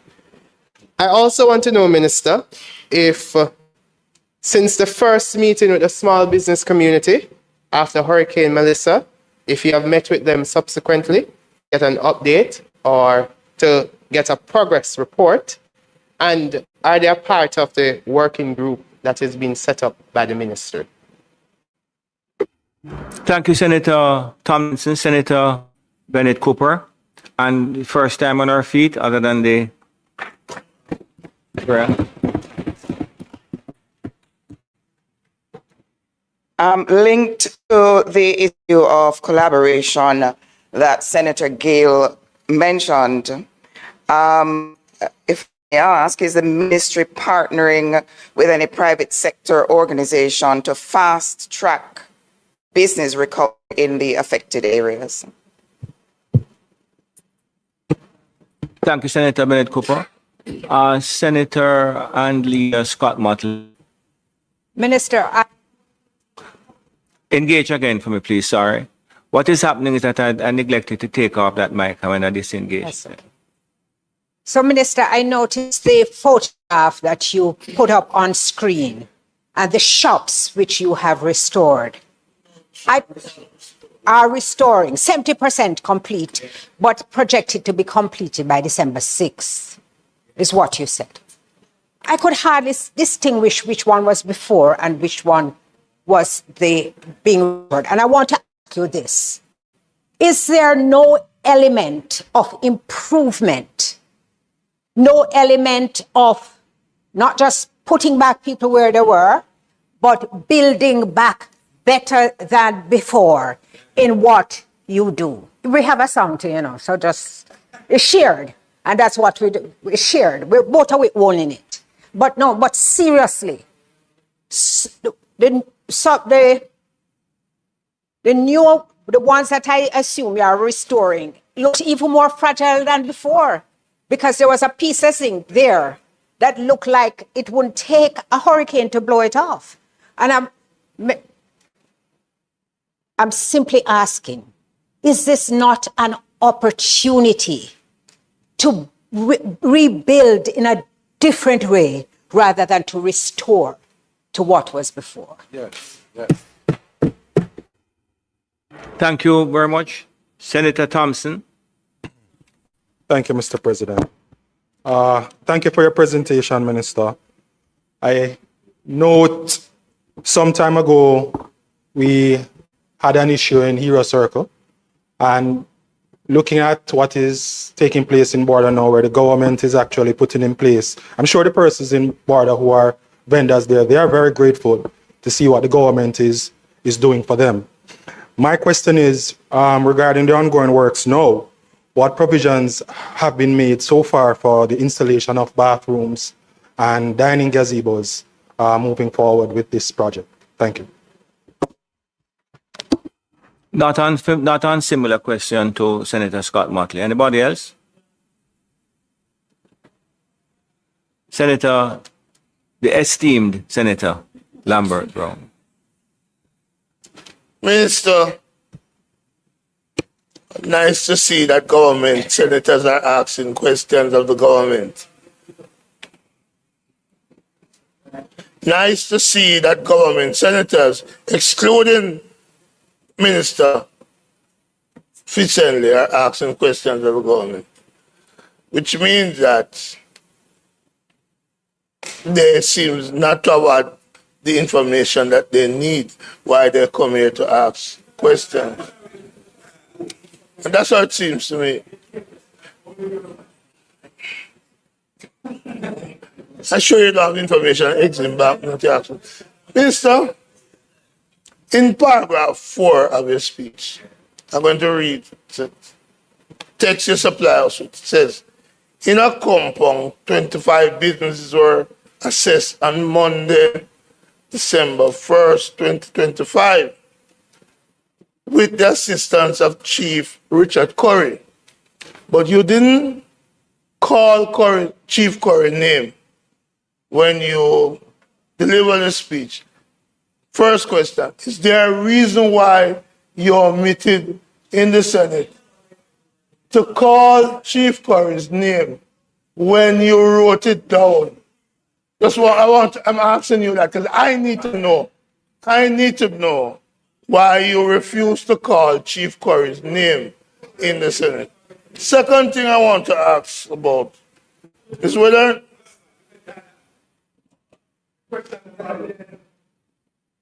Senator Brown is looking to the chair for protection. Senator Gale, that's very unlike you. Senator Brown, continue, please. Is your union colleague, you know, really slow to get in between the two of you? He's allowed. He's allowed. He's allowed. Next question I want to ask, Minister. Minister, there are a number of Jamaicans who have been out there providing relief support. And I want to acknowledge, for example, somebody like Andre Stevens from Partner Draw TV, who have been continuously going out there and who seems to have developed a partnership with the business community, who provides goods so that he can take that to the suffering people out in the countryside. Is your ministry considering building a partnership between the business community and people like Andre Stevens, Collars, and others who are out there every day interacting and being appreciated by the people who are living without shelter, who are roofless, who are homeless, and for whom the relief from the government seems not to be reaching?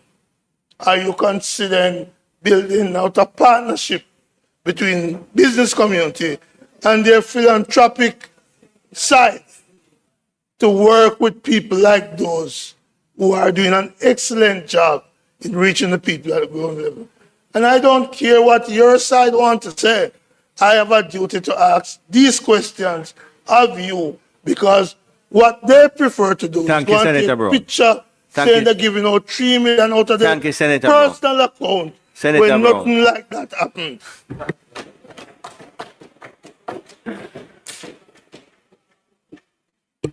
Minister? Minister? Oh, sorry. It happened last week when you weren't here. Thank you, Mr. President. Mr. President, I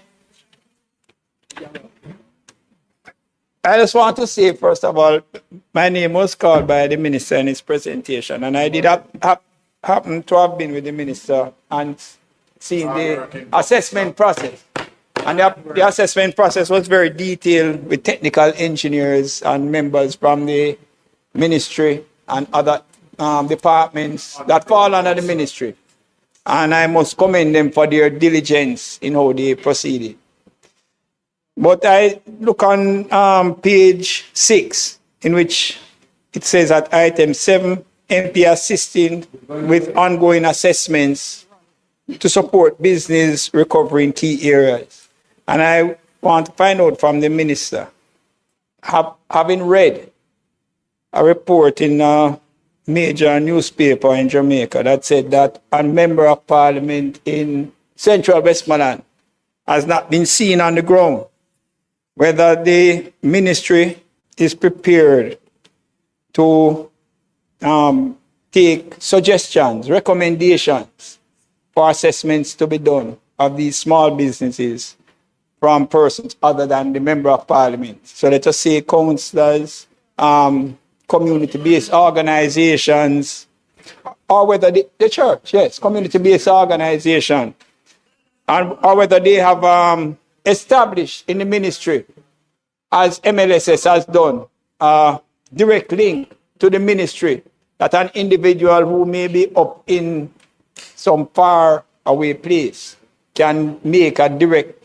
contact to the ministry to ask for an assessment to be done. As I said, one major newspaper said that MP Dwayne Vaz has not been seen on the ground. Minister, thank you very much for all those who asked questions. Minister. Mr. President, I'm very happy for some of these questions. In fact, all of them. Let's start with Senator Sinclair. Let me try and work backwards.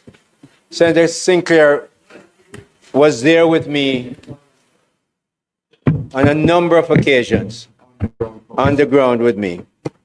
The first, yes, very, give him a round of applause. The first question that I'm going to answer is his. Because when I do something like this, and clearly I've been on what I'll call Minister Morris Dixon's program, the post-cabinet press briefing. I've been on social media. I've been on radio and television, and clearly, when I'm saying and the process we've gone through means that I've made it public. If people want to say, look, Minister, we would like you to take a look at this community. Remember now, we're looking first at shops that are vital in a community. Not every shop in a community. We have to start off where they will affect communities most. So if you're a counselor, you're an influencer, you want to say, Ministry, we wanted to take a look at this, we'd be happy to have you. JAMPRO handles the connection with, we have different working groups from the 221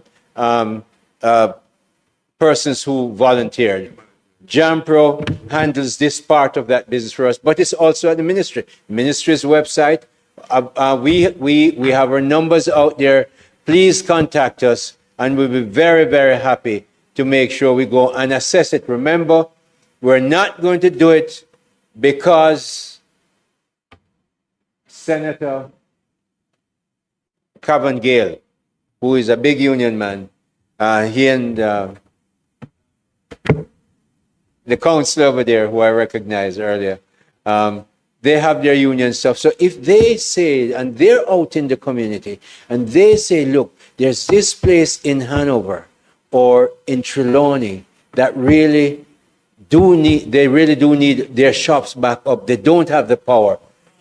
We can look at that very quickly and respond, because it's not just Senator Anderson, the 15 and the 25 that we bought generators. We're always in the process of procuring, because it's a process. So we have, and we're going to take them out. No, so you'll send me and we will assess, because next thing you hear some, may I give away a generator, taxpayers' money.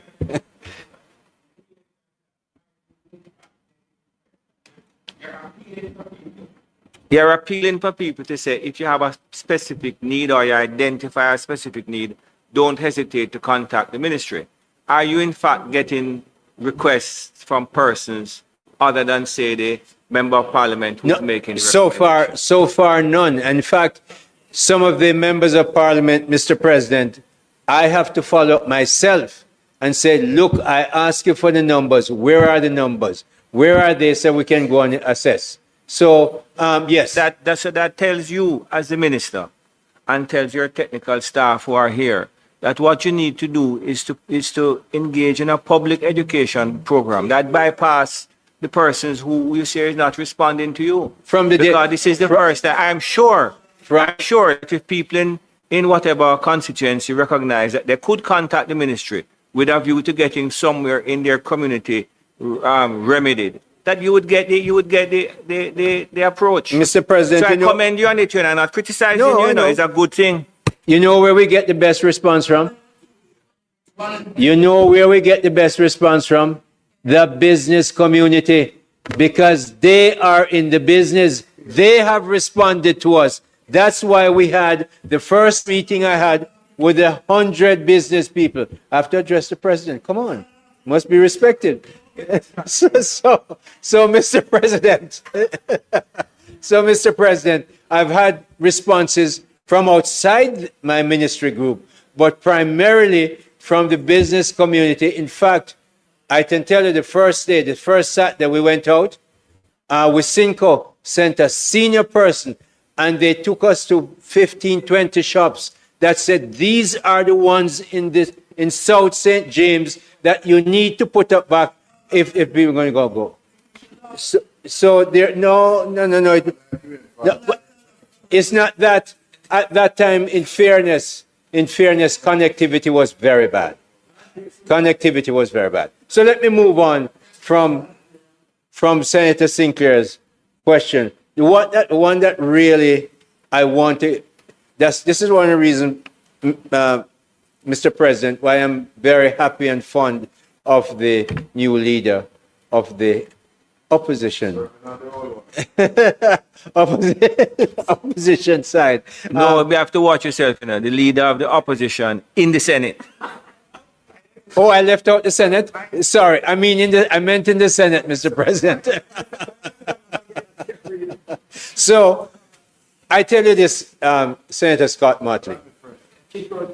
I'm glad you asked that question because that's where I spent a lot of my time. When you see the muck that was there to be moved before we could even begin to do what we have to do, we had to move that. So, first thing, you make that better. Second thing that you saw, remember now, if you see a piece of zinc up there, it's one of the old shops. We're moving from left to right on the border, which should be finished by tomorrow or day after. So you may see old zinc there, not ours. Good. Most of what you saw there was not zinc, the new ones. Zinc is going on. When we finish this, we made sure the shops that were there before weren't embedded in concrete. You can't see that. They're all embedded. I went to the old shops and stood up there and just shook it back with one hand. You can't move these. We make sure that they're embedded in concrete and they have hurricane straps on the roof to hold it on. The metal sheeting is not nailed on. It's screwed on so it cannot be easily lifted. No. Building back better. The kitchens, they don't have any kitchens. They have some little thing them cook on. We're putting up 2 or 3 kitchens behind there. There is no place for people to eat. They have to stand up and get it from the car and so on. Right now, we make a space, in front of it so the cars can't run up and break down their shops. They told us that. We're putting up a gazebo that people can eat. We're making sure that the bathrooms, we thought that the place that we could put some bathroom is government land. Not government land. Man is over there. Victor came talk to me. He said, look, we want to do the bathrooms, but we need some help from JBDC. We need some help. The head of JBDC was with me. I said, Harold, talk to him. Give him some help. Well, I must tell you, Senator Scott Motley, by the 3rd day we went back, Victor now got to know JBDC for help. You know what Victor saw? Victor saw that the shops are going up and him charge maybe $100 or so to use the bathroom. Him start fix the bathroom. All of a sudden, the man who never have no money, find the money and the bathroom are fixed. If he still wants help from JBDC, the government is there to help him. So we're building back better. We're making sure. When I was down there, yes, thank you, please. Since you're listening so attentively, I notice you're not knocking. But so I was down there recently and I saw a truck, a huge truck, just drive around the corner, and it's dangerous. So I got Dr. Riley was with me. Said, Dr. Riley, you have to talk to the municipal council. We have to put in some sleeping policemen. One of the ladies, she was there with us. She said, when them pass here, Minister, we have to leave the car that we're selling to because it's so dangerous. So we're going to put in sleeping policemen. We're going to make sure, I've asked Dr. Riley to make sure we plant bougainvilleas on the mountain so they flow down. When we finish with it and you hear the announcement, you're going to be proud. No, please, Minister Tufton has done a great job in building back our hospitals. So let me move on. The next one that linked was the issue from Senator Thompson. who is clearly a medical man. He asked about the bathrooms, but I've addressed that because that's something that we consider. The thing is, I want you to know as well, where we're putting the kitchens will be close to the sea. So Dr. Riley is going to make sure the water is caught, run under the road. The road is covered back, goes into a sump on the other side of the road. It does not contaminate the sea. And by the way, before we leave, the corporate sponsor has said they will help us put in revetment of rocks and concrete pieces to keep the sea away from the stalls and protect the businesses that are being rebuilt. Money in border spent. You know, Senator Thane said she looked like she could do it. Well, I don't think so. Because you couldn't do the concrete that is necessary. You couldn't move the stuff, the big poles that were there to be moved before we could do anything. Senator Hill, looks maybe very deceiving, you know. No. Maybe Senator Tim could really move No. those. Me know that she can't move no telephone pole that a backhoe has to move and get it fixed. And also, I don't think she might have the. I know she's good at literature and music, but I don't think she has the wherewithal to put on hurricane straps on the roof, and certainly not to embed them in concrete. So what you see,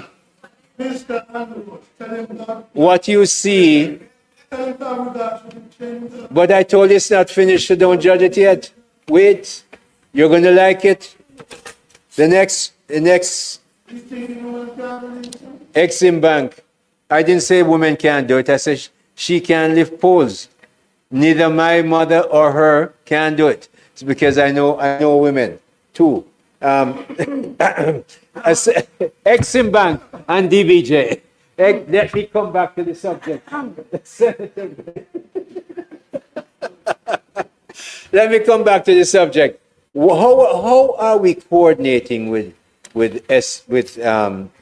Exim Bank and DBJ to help the SBJ, and are they involved? And SBJ were called to the meetings. Now, you have to understand, and I did explain to the president of the SBJ. He did approach me, and I said, Mr. President, not this one, we are spending taxpayers' money. We are responsible for spending taxpayers' money. I can't take the money ascribed to the ministry and give it to a private sector company to distribute. That's what he wanted. He actually wrote me and said he wanted to be part of distributing that. I can't do that. So we will incorporate them. We have the meetings. I know that Miss Antoinette Hamilton is very much involved with DBJ, which is involved with us. I saw her recently, but we have to make sure that the disbursal of money is done properly. But we consider if they have recommendations, we will take them. None really has come. They say, oh, we want the money, let us distribute it. I can't do that. So that's the answer, and I will do that. Say that for every time, because I have to protect those people like the PS and others who are going to be called down here, various committees to answer. So that answers that, but we are working closely to make sure. I give you an example. I met with the Exim Bank 2 days ago with the permanent secretary, and I looked at all their loans. They brought them to me of the people who want moratorium. People have asked, we want a year, we want 6 months, we want this. So we have arranged. Some of them, they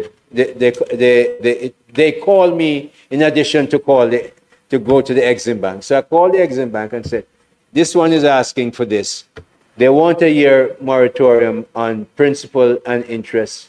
Maybe what you want to do is offer them a 6-month moratorium on loan payment and interest. Give them time to get back on their feet. You assess it again. That's how bankers operate, as you very well know. You don't ever give everything that is asked. So, and the truth is, in 6 months' time, we expect that most businesses will be back up and running, and at that time we can make another assessment. DBJ is doing the same thing, and in fact, I suspect Many banks are doing some of that. So we are doing the MSME part. And remember, we have a whole MSME section in the ministry. It's not just about we are making some comments along the way. We have people who attend to that. And the whole, and two agencies, JBDC and Exim Bank, who deal with that. Now, did I leave off anybody question? Don't say anything here. Think I've covered. I think I've covered everything. Yes. Thank you very much, Mr. President. Senator Hill, Minister, thank you very much. If there is any outstanding. No, sorry, Mr. President. I was, okay. If I may, one question. You did ask about naming Chief Curry. As you notice, and as I mean, as you notice, I didn't cover everything in my speech. Usually, you do that, and you prepare a speech. You judge the room. You see what is covered, and you do that. So I never covered everything in my speech. No, not an oversight. That's just how it is. Thank you very much. Minister Hill, thank you very much for a very comprehensive presentation. Thanks for all those who answered questions. I do appreciate it because it enlightened me. If it enlightened me, then it enlightened the visitors, the viewers at home, and those abroad. Thank you very much. Senator Scott Motley. 120.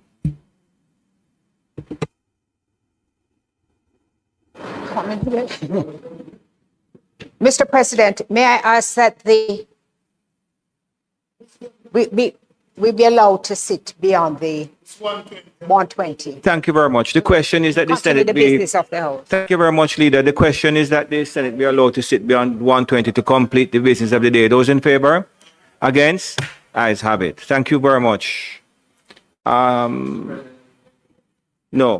Announcements? I didn't mean to be curt. Hello, Mr. Minister. Consult Senator Gale, please, because there has been correspondence with Senator Scott Motley. Announcements? Laid on the table of the Senate are the following: the Road Traffic Reduction of License Duty Order 2025 and its resolution under the Road Traffic Act. Annual report of the Anti-Dumping and Subsidies Commission for the financial year 2020-2021.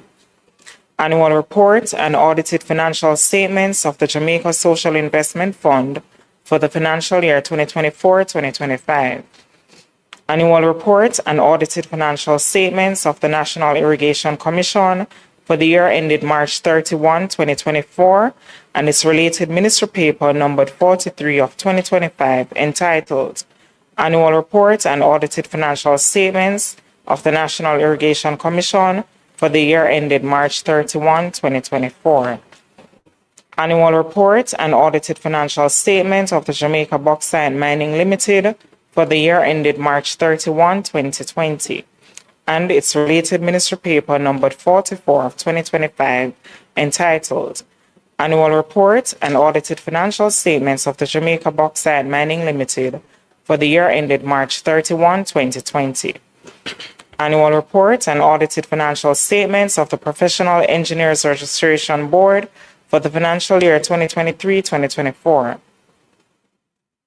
Ministry paper numbered 45 of 2025, entitled Replenishment of the Multilateral Investment Fund of the Inter-American Development Bank.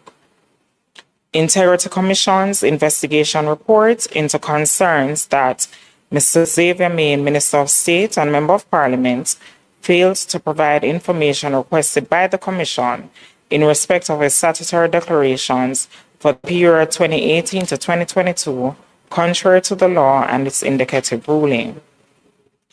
Integrity Commission's investigation report into concerns that Mr. Ralston Wilson, a councillor employed to the St. Catherine Municipal Corporation, failed to file his statutory declarations with the Commission for the years 2019, 2020, and 2022, contrary to the law and its indicative ruling. Jamaica Public Bodies' second supplementary estimates of revenue and expenditure for the year ending March 2026. Third Supplementary Estimates 2025-2026, dated Tuesday, the 2nd day of December 2025. Annual Report of the Office of Utilities Regulation for the financial year 2024-2025 and its related ministry paper numbered 46 of 2025, entitled Annual Report of the Office of Utilities Regulation for the financial year 2024-2025. Government of Jamaica Fiscal Policy Paper for the financial year 2025-2026, Interim Report dated December 2, 2025. Annual Report of the Office of the Public Defender for the year 2023, and finally, the Financial Administration and Audit, Suspension of Fiscal Target Requirements Order 2025, and its resolution under the Financial Administration and Audit Act. Thank you, Mr. President. Thank you, Madam Clerk. Just before I move off, may I just remind again, and particularly new members of the Senate, that your Integrity Commission declaration is due on the 31st day of December 2025, on or before. And for the you need to if you need any help, talk to one of your senior colleagues on it. But please, I'm asking that you make sure that it's done. Bills brought from the Honorable House of Representatives, petitions, papers, reports from committees, notices of motions given orally. And may I just say before you stand, Minister, that the Leader of Opposition Business in conjunction with Senator Gale have determined that we will deal with the road traffic reduction of license duty order and then take a break and come back for the FAA. So you could just give notice of motions in relation to all of those, and then we will continue.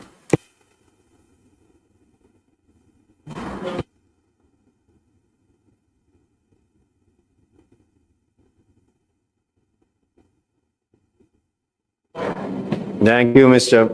President. There are three notices that I wish to submit. Mr. President,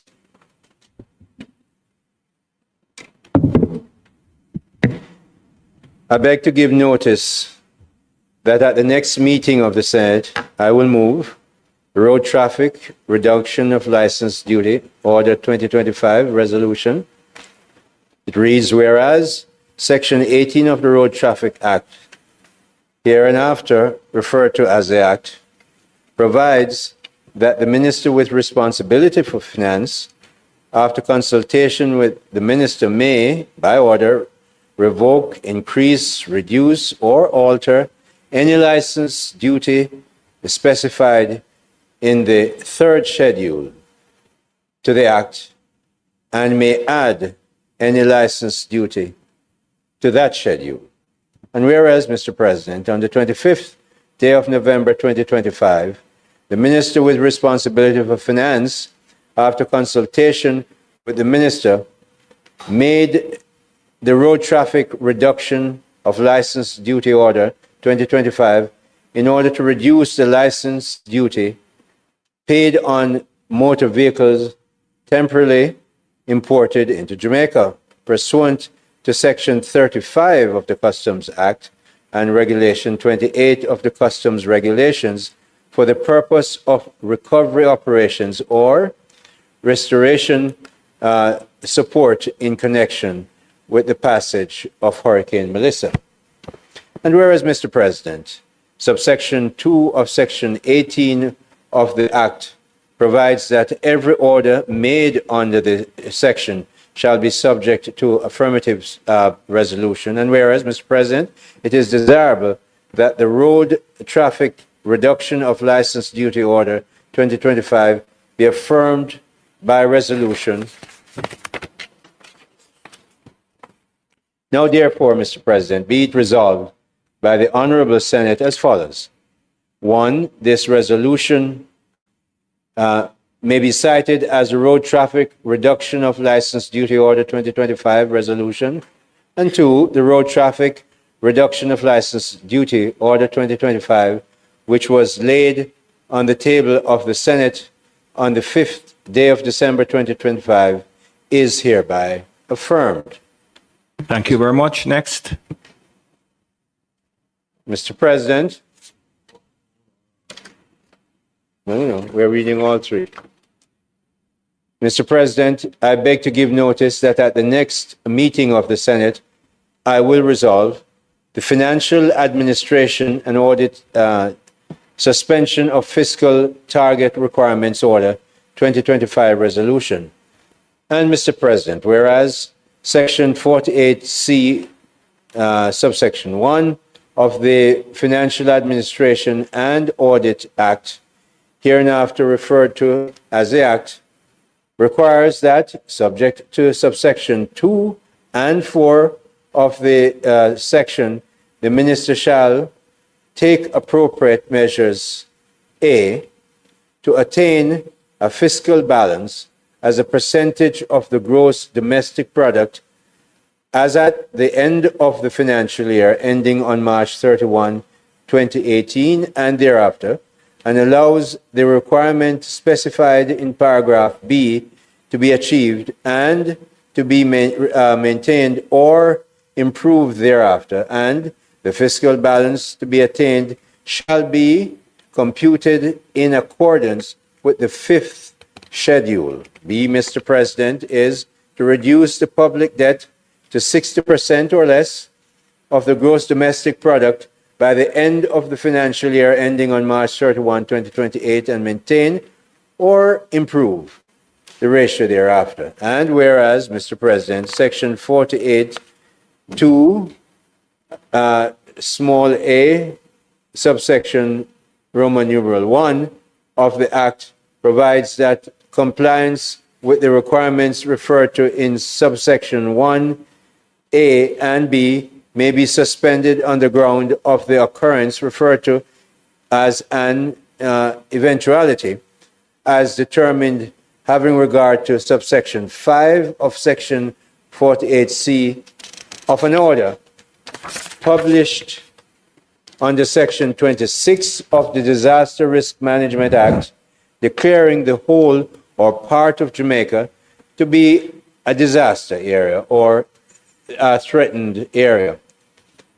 And, Mr. President, whereas on October 28, 2025, the Disaster Risk Management Declaration of Disaster Area, Hurricane Melissa Order 2025, hereinafter referred to as the order, was made, and whereas, Mr. President, paragraph 2 of the order declared the whole of Jamaica to be a disaster area, and whereas, Mr. President, Section 48C, subsection 3 of the Act provides that Section 48C, subsection 2, applies where A, the Fiscal Commissioner has validated in the prescribed manner that the estimated fiscal impact of the eventuality is equal to or greater than 1.5% of gross domestic product, and thereafter B, the Minister, having regard to the validation of the Fiscal Commissioner, has, Mr. President, in accordance with Section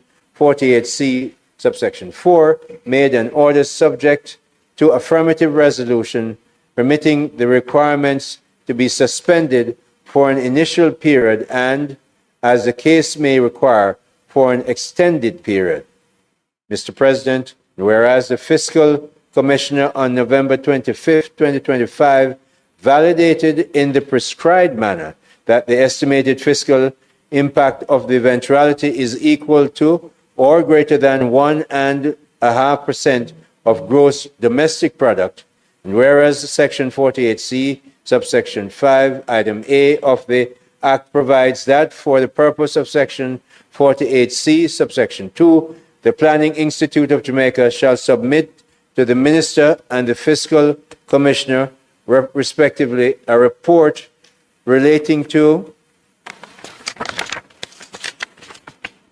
eventuality where it relates to an occurrence specified in Section 48C, subsection 2, item A of B, and whereas the Minister and the Fiscal Commissioner, respectively, have received the report of the Planning Institute of Jamaica on November 24, 2025, and whereas on the 2nd of December, 2025, the minister made the Financial Administration and Audit Suspension of Fiscal Target Requirements Order 2025. And Mr. President, whereas Section 48C of the Act provides that an order made under the section shall be subject to affirmative resolution. Mr. President, and whereas it is desirable that the Financial Administration and Audit Suspension of Fiscal Target Requirements Order 2025 be affirmed by resolution. Now, therefore, Mr. President, be it resolved by the Honorable Senate as follows. 1.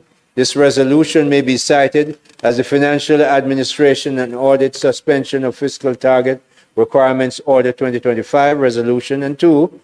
The Financial Administration and Audit Suspension of Fiscal Target Requirements Order 2025, which was laid on the table of the Senate on the 5th day of December 2025, is affirmed. Thank you, Mr. Minister. Move to the next, and then you can for all three together. So, Mr. President, I beg to give notice that at the next meeting of the Senate, I will move the following notice. Whereas subsection 1G of section 41 of the Constitution of Jamaica requires a member of the Senate to vacate his seat if any firm in which he is a partner or any company of which he is a director or manager becomes a party to any contract with the government of Jamaica for or on account of the public service, or if he becomes a partner in a firm or director or manager of a company which is a party to any such contract. And whereas, Mr. President, Senator Shireen Golding Campbell is the principal attorney at Golding Campbell and Associates, which may from time to time entertain or rather enter into contracts with the government of Jamaica and its affiliated agencies. Be it resolved, Mr. President, that this Honorable Senate, pursuant to subsection 1G, item 1 of section 41 of the Constitution of Jamaica, and in recognition of her having disclosed her interests, exempt the said senator from vacating her seat for reasons as aforesaid. For the three motions then. So give notice that at a later stage today you take the three Mr. motions. President,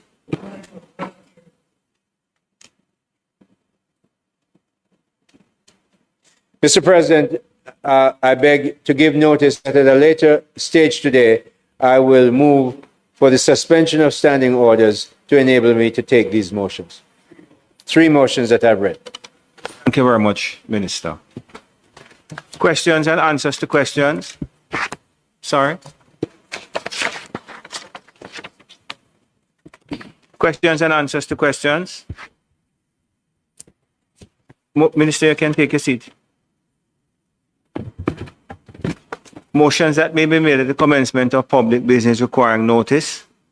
Motions relating to the sitting of the Senate. Motions for leave to introduce bills. The presentation of bills without the leave of the Senate first obtained. Public business. Minister, I think you're going to do the road traffic regulation.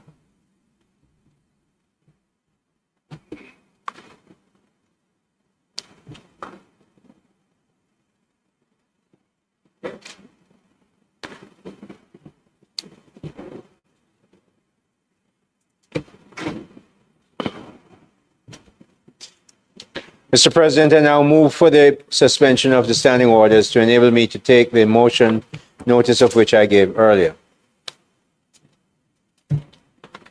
Is there any question in relation, any debate in relation to it? No, I have none. That you think of? Okay. Yeah, Bakri. Yes.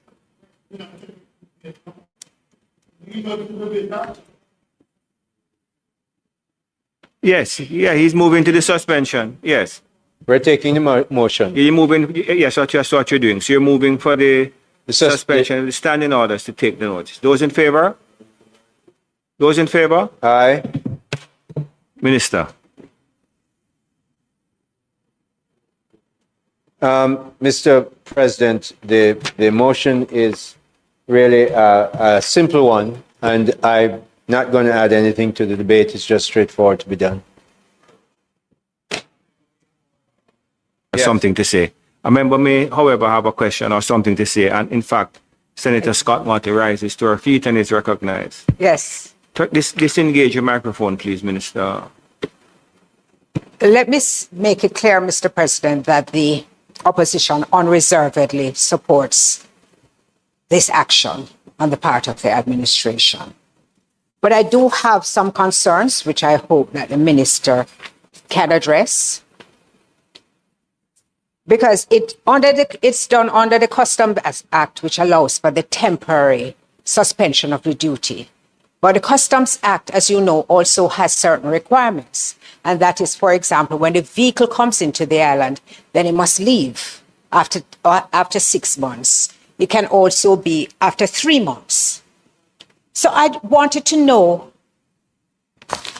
whether any controls were in place to ensure that when the vehicle comes into Jamaica, that it does in fact leave, since it's a temporary suspension of duty, or will the section of the Customs Act, which says that the full duty can then be imposed, is it contemplated that it will be used? I wanted to know if there's going to be any monitoring of how those vehicles which are imported is utilized, because the order specifically speaks to recovery operations or restoration support. And so I believe that there should be some mechanism where when the vehicles come in without the payment of duty, then we could monitor their use so that we know that there's no diversion. And for example, it's not to build an apartment complex. You understand where I'm going? So it has to be in the accountability model to ensure that there are people always with improper motives, but we should make sure that we close all the loopholes which exist, Mr. President. And that is my main concern, to understand. If you have not addressed it yet, then I hope that at an appropriate time, you will report to the Senate exactly what it is that you have put in place. But it's easy now for people to build apps, for people to set up all kinds of ways in which you can track. And I did note that the government has established some tracking. May I express one disappointment?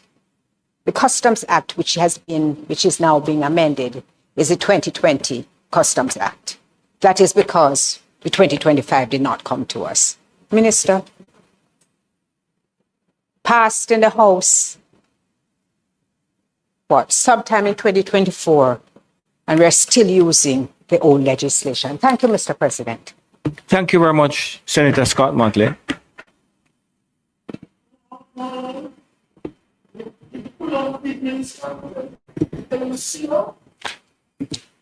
Mr. President. Thank you, Senator Scott Motley. Senator Morgan. One person should know that. Mr. President, I rise on this particular order to just make a brief intervention, a couple observations. Mr. President, Jamaica, like many small island developing states, is susceptible to the vagaries of weather.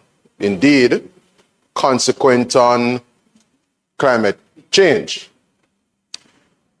and the increased intensity of adverse weather systems, the certainty from time to time of countries like Jamaica having the experience of a devastating hurricane will ensue. And notwithstanding our efforts to prepare and notwithstanding our own local capacity, building capacity and benefiting from the influx of support from other countries is of paramount importance as we seek to respond and manage post-disaster.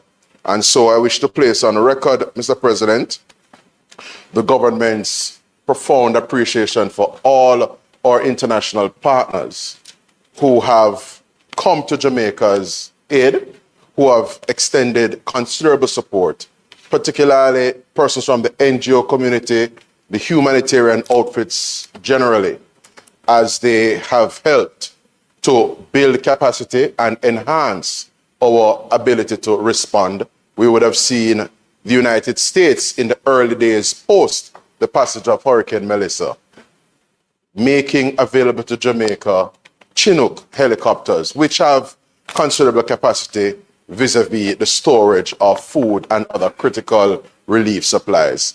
In terms of ground transportation, which is what the order here pertains to, ground transportation has been critically important in moving and getting relief to the constituents and indeed the parishes that have been most adversely impacted by the system. And so it is to the government's credit that we have sought in this instance to provide relief by way of this order to facilitate in a seamless way those persons who have brought units into country to facilitate our response and recovery efforts as we seek to build back even better and importantly provide relief to our brothers and sisters who have been hardest hit. And so unreservedly, the government wishes to use this opportunity to thank our international partners, certainly our bilateral partners and others who have made units available to us to facilitate our recovery and restoration efforts consequent on, Mr. President, the passage of Hurricane Melissa. I thank you. Thank you very much. Minister, Senator Brown.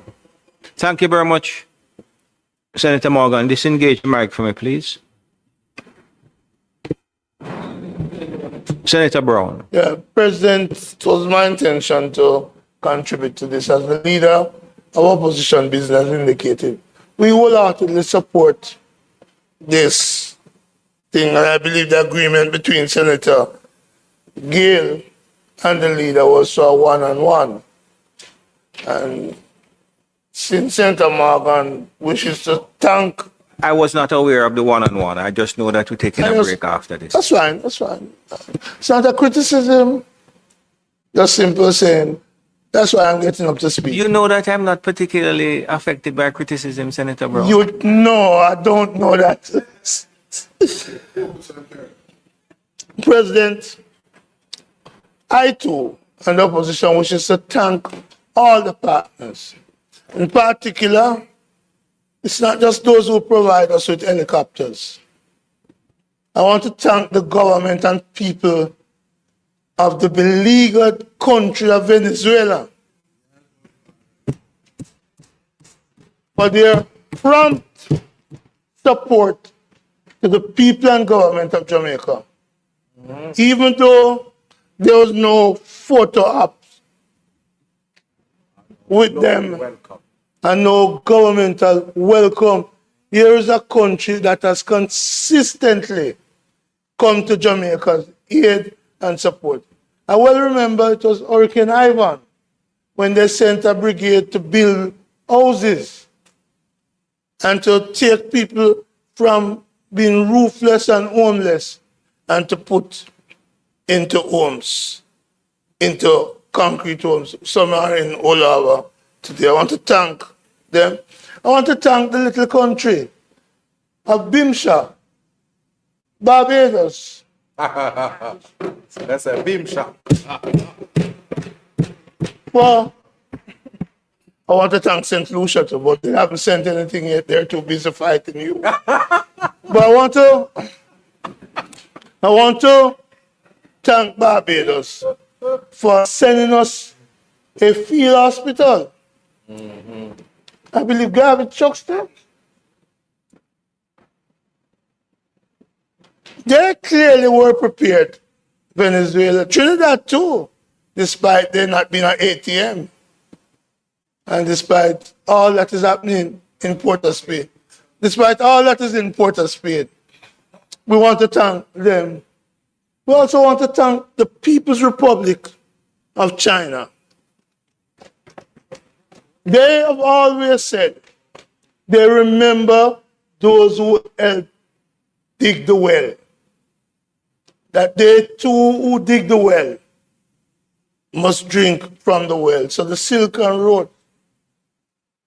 And China sent us a big field hospital down in Falmouth.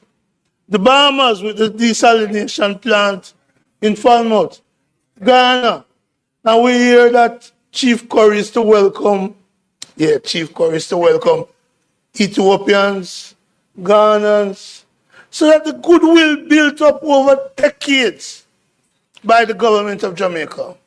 The importance of the South-South relationship built by Michael Manley is paying off today. So we mustn't believe that the Hurricane Melissa is a response to any God, whether brew or otherwise.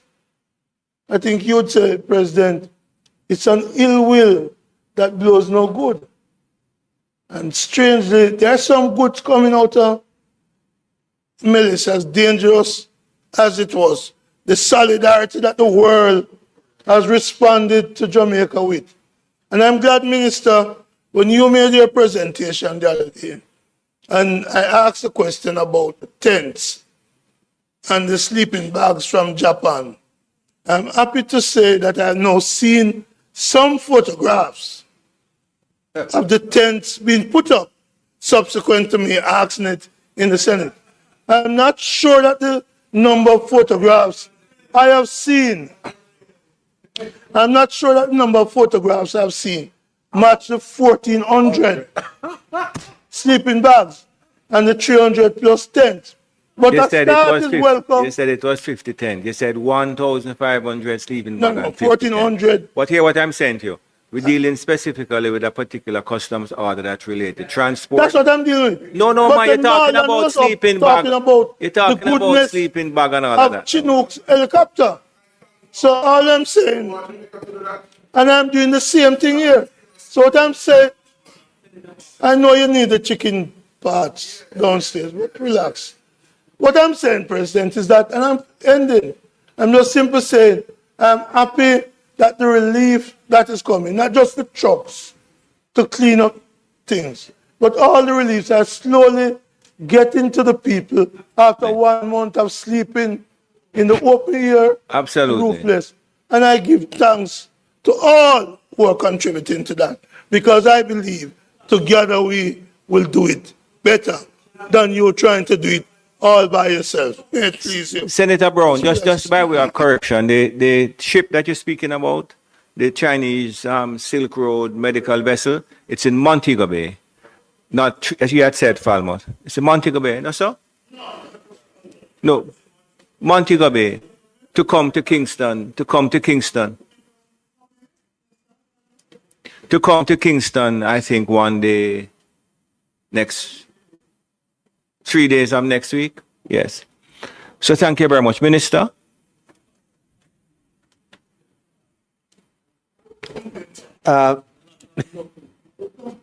Mr. President, Senator Fitzhenley, might not put you around back to the back there to prevent Senator Brown from troubling you. I will convey the issue of the duty that was raised by the leader of opposition business in the Senate and the new Customs Act that we're looking at. Mr. President, I think it would be good. Yeah, what the Senate is asking was, I guess you'll appraise her of that. What sort of control mechanism you have for the vehicles? And I will take it to responsible ministers. Thank you. And come back. So, because I can't answer those issues. It's a Customs Act. It's a Customs Act. But I just want to be as big as you are. I just want to be as big as you are. No, you don't want to be. Mr. President, you're moving now. Is the time of the day when we should look to take a... No, it's the time for you to ask me to put the notice motion for approval. For it to be affirmed. Yes. Thank you very much. Can you kindly I do will that, do Mr. so. President? Thank The you. question is that the motion so ably put by the minister and supported by the various contributions, notice of which the minister gave earlier, be approved. Those in favor? Against? Now, consequent upon agreement between Senator Gale and Senator Scott Motley, we're going to take an adjournment. It's subject to me to both of you determine a length of time. No, 30 minutes not going to work. 30 minutes can work. 45 minutes. So 45 minutes would put us at what? Mathematical genius. 45 minutes would put us at what? 45 minutes is what? 2:30? No, Senator Ferguson, sit down. You can't be jumping up. You, Mr. Gale, and you, Mr. Morgan. The Senate will now rise until 2:30 to permit the members of the Senate and the staff of the House to refresh themselves. The Senate now rises.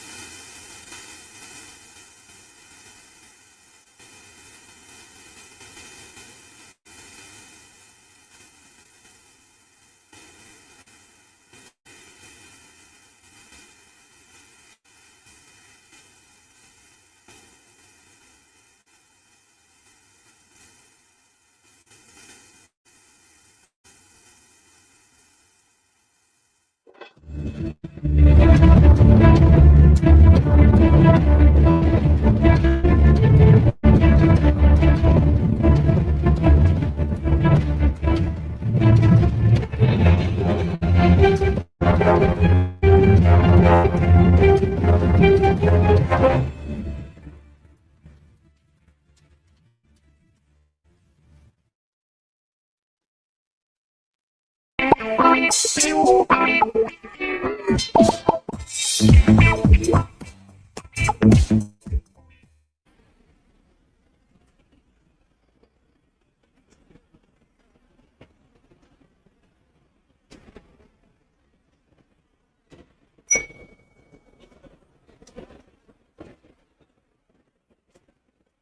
your part to prevent mosquito breeding. Mosquitoes will breed in any container that holds water. They cover water storage containers such as drums, barrels, buckets, and tanks. If this cannot be done, put cooking oil on the water surface. Punch holes in all tins, plastics, and beverage boxes to prevent the collection of water before disposal. Cover all tires or fill with